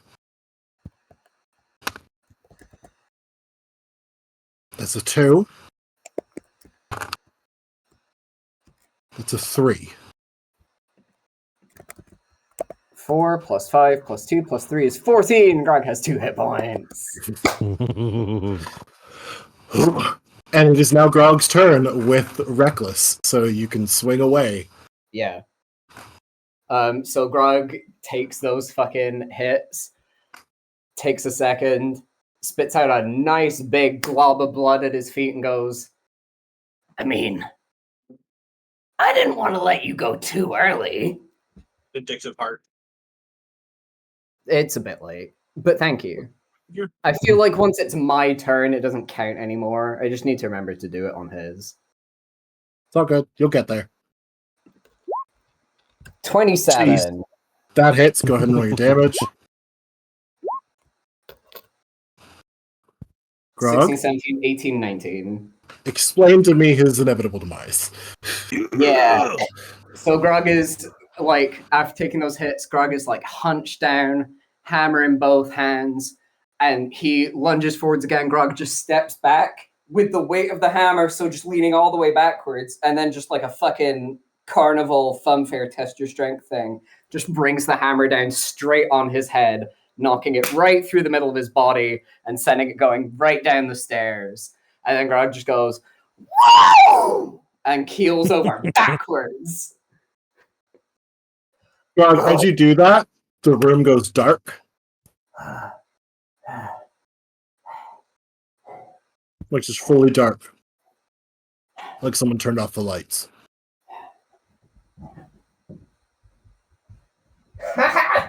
Ow! Grog sits up. As you sit up, you find yourself at the base of the stairs. And the light fades back in. And the old king, the warrior king, is sitting upon his throne. And in his hands, he's holding a sword. And he is holding the sword instead, just like laid across his hands. Grog gets up, uses the hammer to sort of walk up the stairs, and is like, points at the sword and is like, are you trying to give me, is that mine, or are you just sitting to, it does look cool. It is yours to do with as you please.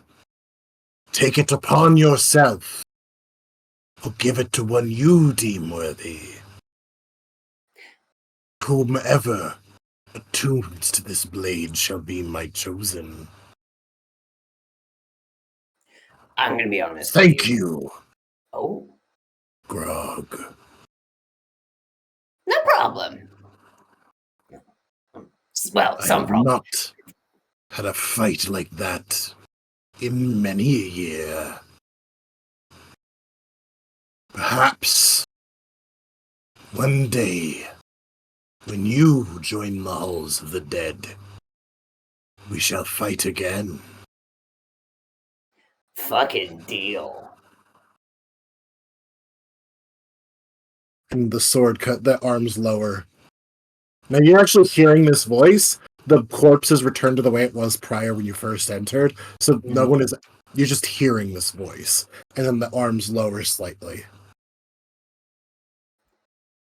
Grog looks at the giant fucking hammer that he has in one hand, looks at the sword, and is like, yeah, I'm not gonna lie. I'm gonna give this to someone else, but thank you so much. And Grog picks that up, puts that over the other shoulder, and starts trudging their way back down the stairs. All right. Yeah. Which of our two long sword wielding companions is getting So their as- first magic weapon? So as Grog, you walk out, the rest of you, the door only appears as Grog steps out of this place. Oh, cool! You didn't die. I nearly You did. also- Bloody hell's Grog, what happened to Grog you? does not look great. Grog is like got random slashes. It's necrotic damage. Those slashes definitely have like black veins, like a glowing nosebleed. But like, she's grinning. I'll also say I'm just gonna any atmosphere this place had is gone. For those of you who do seem like who take the places of the dead, and you get that sort of like reverent vibe just because you're in a cemetery, that kind of vibe is still around. But any of the whispers, the intention, the sensing of undead, all of that is just gone. Harold's gonna wander over to Grog's to come out and just put a hand on each shoulder and immediately just dump his full 35 points of lay on hands. Oh, Makes your hair glow. To relocate. Makes your hair glow a little bit and stand on end. How are you looking after that 35 points, Grog? Grog looks down at themselves and goes, I mean, better. Is there room to be? Is there room to be even better? I can't gesture at myself because I'm holding one big hammer and a giant sword. But yeah.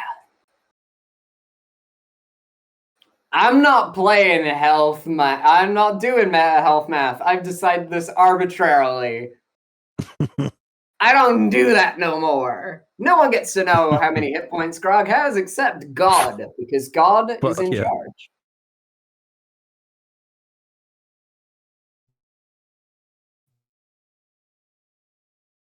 To this bad boy. 2 separate cure wounds or a level 2 cure wounds? 2 separate cure wounds. I'm keeping those later spells in case we're getting into combat, which I believe we are. That's fair. It sounded like you were in glorious combat. Tell us about it. Oh, listen. For a dead guy, that was good. Like, he had me. Oh, well, we'd stay on the ropes. There were no ropes. But like, he was fucking going for it. He was having a great time. I was having a great time. Ooh. And he did. He right. I wasn't sure how it was gonna go. I won't lie. And he like slashes. He gets me, and he's like, "Oh, I haven't had a fight like this in a long time. You're." I can't keep doing this fucking voice. How do you think I feel? He's like, "You're all that rage, but you're so resilient. I like you." And I'm like, well, I didn't want the fight to end too early. And he fucking ghosts me again. So I sort of... someone take the fucking sword. I can't... Grog just holds it out to the Herald. He just gave you the sword. I'm fucking demonstrating. I'll explain that in a second. Just take the fucking sword. Or up. He just sort of instinctively puts his hands out and takes the sword, like just because it's been offered to him. Yeah. And so Grog's like, and then so he lunges for me, and I sort of lean back like this, and I bring the hammer around and right down on his head, and he goes straight through his fucking body, right down the middle, and he teleports me to the bottom of the stairs, which is pretty cool power move. But I won, and he said, "Whoever wields that sword will be my champion." And I nearly told him, like, "Hey, I'm gonna be honest here. It's not gonna be me." Because I fucking love this hammer, but you know. The second you mention being the champ, Herald just sort of drops the sword and takes a step back. You have to attune to it first, dum-dum. I mean, look, it's you who is gonna kill Strahd anyway. Or what, Tyr, who is already, like, 2 levels of cursed? I think the Herald's concern is that the Raven Queen has rather already put what we in the spiritual community call dibs on his championship role. Right, but like that Raven Queen is a god, and this is just a dude who was rightfully pretty mad that Strahd kicked his ass. He just wants you to enact his vengeance for him. That's like a Raven Queen thing, because he's a ghost with unfulfilled business, and you're the dead guy, people. It's fine. Bro, is this a long sword or a short sword? It's a long sword. I was picturing a bastard sword. I won't lie. Yeah, it is. It's in his hands. It looked fairly large, even though he was wielding it with one hand. Is it mechanically a bastard sword, like from older editions of D&D, or still just a long sword? No, it's just a long sword. Damn. I miss bastard swords. I mean, someone else can take it if they want, so long as you are down. That's a good question. For those of you trained in religion, go ahead and roll a religion check, and also. Fuck yeah! Oh, I'm not actually trained. So, Harold, you can also roll religion here. Yeah. It's the one intelligence skill I don't have. 25. Karth, you made deals before. You bound yourself to a deity before. Go ahead and make a religion check. Oh, okay.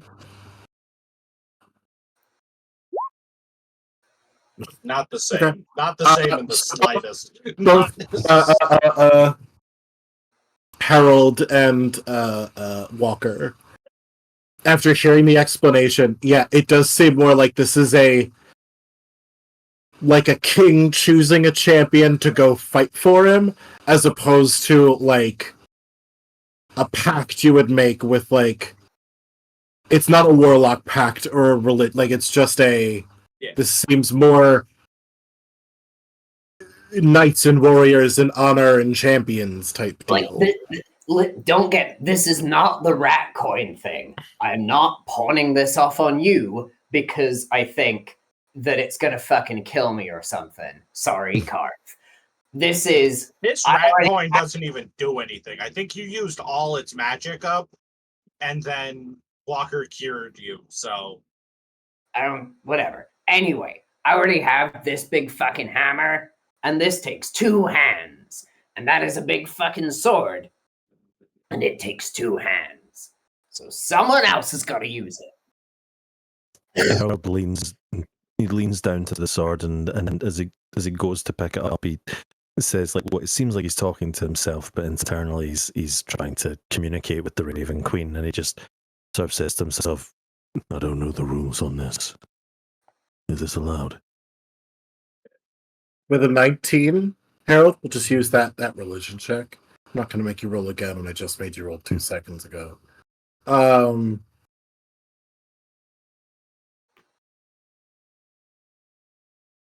Through the fog, you get a sense that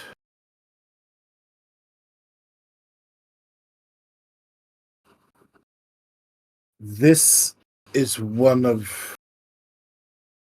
a powerful dead person.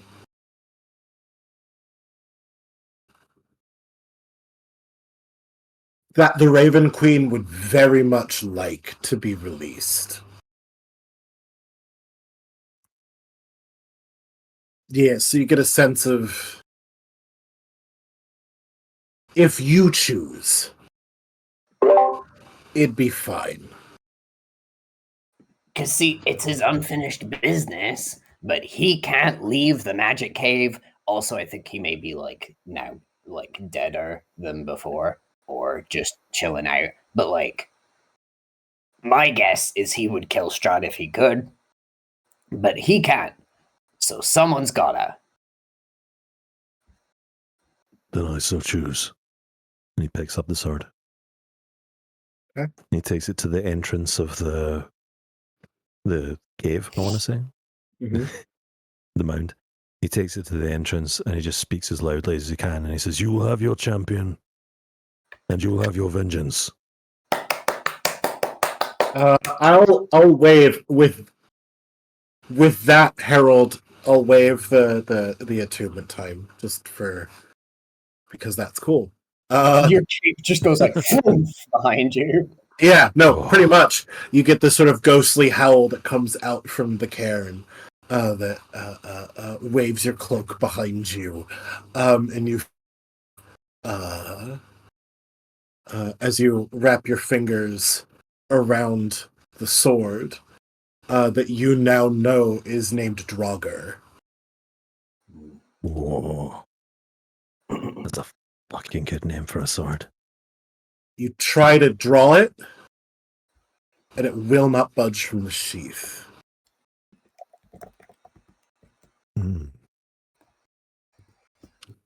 I think I know why. He's gonna turn back around and come back and like kneel down to Grog and just say, "I will not forget that you earned this for me. When the time comes, if you wish, you might have the final blow." Grog nods and is like, "Yeah, I will." Have an accord. I'm gonna send this over to you.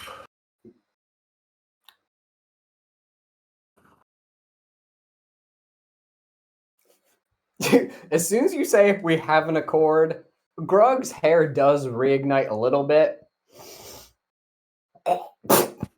Holds out their hand. No hesitation, immediate handshake.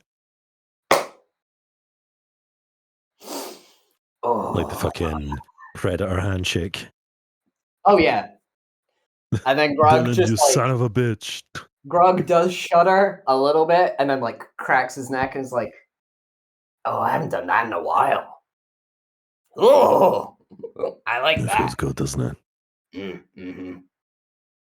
You also get the sense the sword is not at its full strength currently. I'm assuming the reason it can't be pulled out the sheath is because it's being saved for Strahd, like a fucking swordy final bullet. But I don't know. That's just my guess. It's gonna be Chekhov's sword. Harold, where are you? There's Gaz. I'm standing in the forest. Thing, there's also like a message button there. Yeah, I see. That's where I got it. Did Walker give me healing, by the way? Yep, you got. Yeah, she had you with cure wounds. 15. So yeah, that's good. I'm almost full. Nice. dope.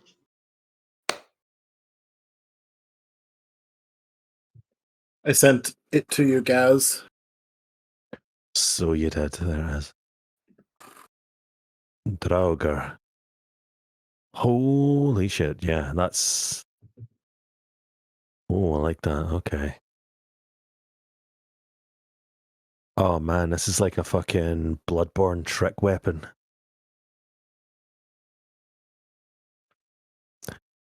Okay. Oh, yeah, I'm not going to say much else. I'm just going to put it into my inventory.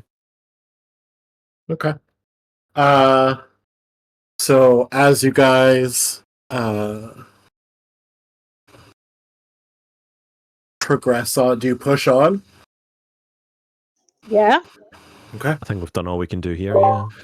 Yeah. As you all push on, night begins to fall. And by the time you arrive, you can make out the hill in the distance. Walker, did you still want to cast that spell? Yep. Okay.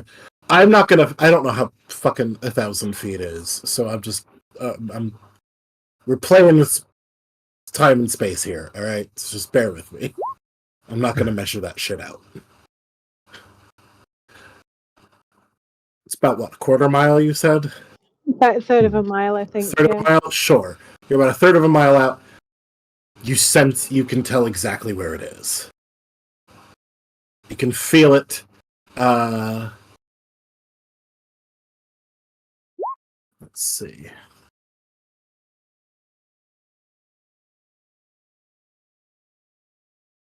Ah, fuck. How has he had custom items in D&D Beyond?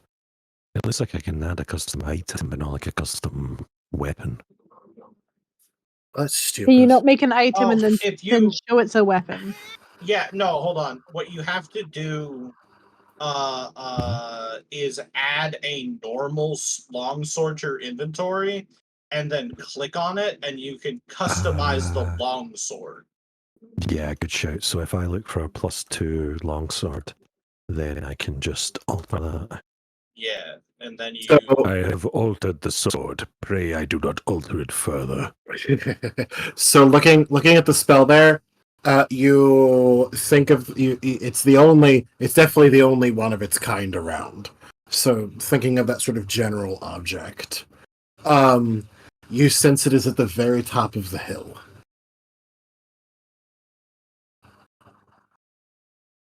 Let me guess, we're going in the bottom. Yeah, you would be walking up towards the bottom. And as you all begin to make your way towards it,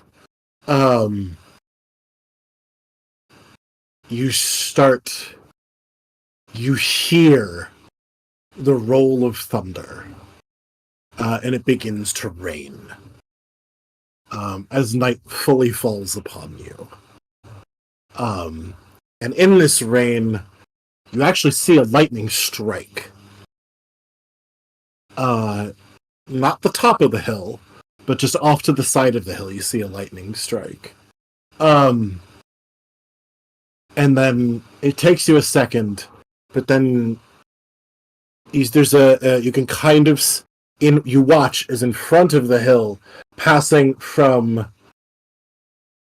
left to right, you watch a lightning bolt pass by, and then again, and each time you hear a crack of thunder, and then you see more lightning strikes begin to hit around the hill. And I need you all to make a perception check. And if you have advantage with hearing, go ahead and roll with advantage.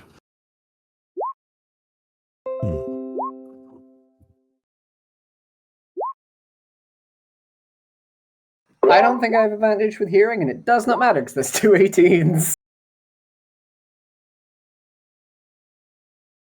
Consistency from the Witchers, though. Yeah. Yeah. They just hear a lot of loud thunder. This is a very hard check. What would you all like to do as you begin to see this?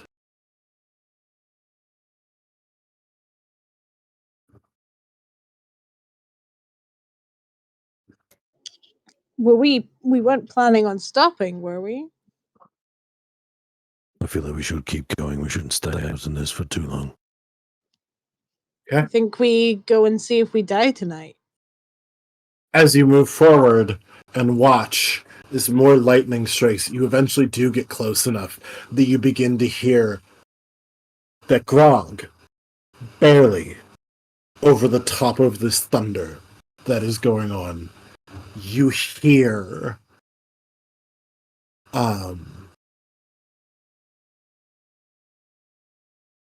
what sounds at first just like screaming, but then you recognize, what are your languages, Grog? Ooh, common, undercommon, gnomish, deep speech, primordial, and infernal. And you speak a lot of languages, dude. Grog, this is a weird version of primordial. Ooh. Harold also speaks primordial. Harold cannot hear this. Yeah, it doesn't hear. Grog, you can hear that someone is absolutely like at the top of their lungs, screaming something in primordial, but you can't quite make it out at this distance. But as you all approach, primordial. Continue. That's fine. As we all approach, I gotta find them. I wish there was an easier way to go from one map to another. Like, I kind of get why they do it this way, but also... as you begin to approach the hill, you can see lightning arcing from... These are all boulders surrounding the hill. You begin to see... So all of these little things here are boulders. You begin to see lightning arcing around these, and around, and around, and around. And you hear someone now absolutely shouting, almost like they're speaking in tongues, except for those of you who can understand primordial. They are calling for someone. They are calling for something. You can't quite... Again, you would have to stop and actually listen to it to hear exactly what he's saying. But you also hear... Sorry, primordial's the language of elementals and stuff, right? Yes. You also begin to hear cries of pain and ecstasy from around the hill, from all over different places. And as this dark ritual begins, that is where we're going to call it for the evening. Oh, those rocks fucking. Those rocks be fucking. I don't... Listen. Might not be the rocks that are fucking. Also, it might not be fucking. I feel like it's more of a, like, I don't know. We'll find out. You can't fuck the rock. You can't fuck the rock. You can't fuck the rock. Can't fuck the rock. I just get worried when elemental stuff pops up because we did like a good amount of the campaign where elemental stuff always meant fucking giants. Mm. That is true. No, I don't like the sound of that laugh. That's how you have no fucking idea kind of laugh. A little bit, right? Yep. Yeah, good session. I know it was mostly Grog fighting fighting an undead king. Yeah, it was a fun fight though. Oh my god, And Harold got a cool thing out of it. We do keep just giving magic items to the Herald, and I love that for us. The fact that we It's just a immediately pack pass horse it for all the straight magical off. items. We're like, look at this brand new thing we have. Herald? Technically, Come carry the this Herald for was us. the only one with a sword that wasn't doing full damage to quite a lot of creatures. Because Herald's normal sword is just a sword. He does though have the ability to make a sword, to make a weapon magical. Yeah, you do have you can do that. I don't know if he can do it. Yeah, I don't know if he can do it to himself. I think it might be only be for other people. I don't know. Let me No, have a you look. can I you don't can do think that that's to in your the own spell. sword. Yeah, there'd be no way that Hi, they Rob. like. Bye. Bye. There would be no way you could like reasonably say that you can only do it to other people's weapons and not have a workaround where you just go, "Hey, hold this for me. This is yours now." You enchant it, and then you go, "Hey, can you give that to me?" And someone goes like, "Yeah, sure," and they give it back to you. It's like, wow. Loophole. Now that we're done, Al, I have a question for you and also a little bit for T. Where did you get that version of Great Weapon Master? Mm. Because that's not how it's written in the player's handbook.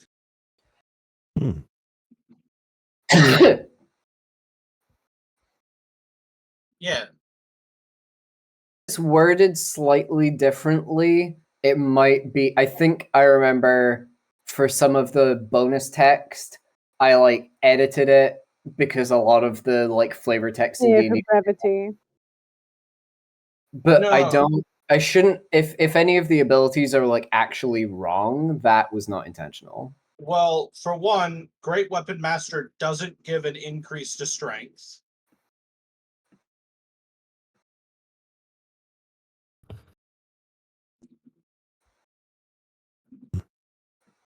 I found magic weapon. Yeah, it just says you touch a non-magical weapon. So yeah, theoretically speaking, he could do it to his own sword. No one told him that, and that's fine. Yeah, he didn't know. So He's still getting used to this whole, having powers thing. Normal Great Weapon Master does give the you can make a melee attack as a bonus action when you kill or crit something. And then instead of adding your proficiency damage to your proficiency bonus to damage, it's you take -5 to the hit roll to add +10 to the damage roll. That's confusing. It's because that's how old power attack worked in older editions. You would put I guess it makes sense. You would put a lot more force into the hit, so you wouldn't be trying to aim. You'd just be swinging wildly.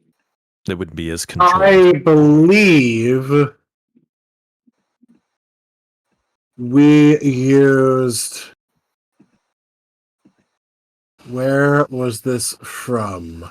So this is gonna be Great Weapon This is Great Weapon Master from a few of you have feats like this that are from the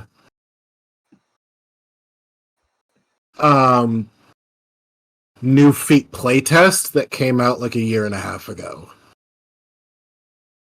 And this was the changed Great Weapon Master. Oh, okay.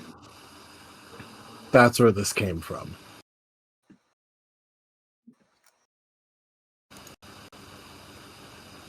I mean, it's mostly I would argue that it's kind of a buff. Because it now also gives you, it still lets you keep an ability score increase, which is pretty big. And you no longer lose accuracy, you just gain damage. It's less damage, but it's still just a gain.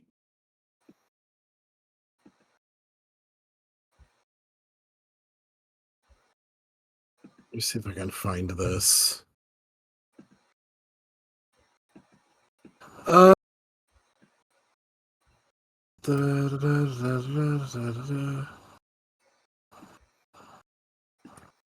Good lord, sorry to interrupt with a complete non sequitur, but I'm just reading a text transcript of a portion of Donald Trump's latest campaign speech. It's fucking wild, Jesus. man. The stuff How he's bad coming is out it? with. Well, here's an example, right? And I won't do the voice. Yeah. Yeah, let's not commit that to tape. By recording. By We're recording. gonna get demonetized. Jesus. Yeah.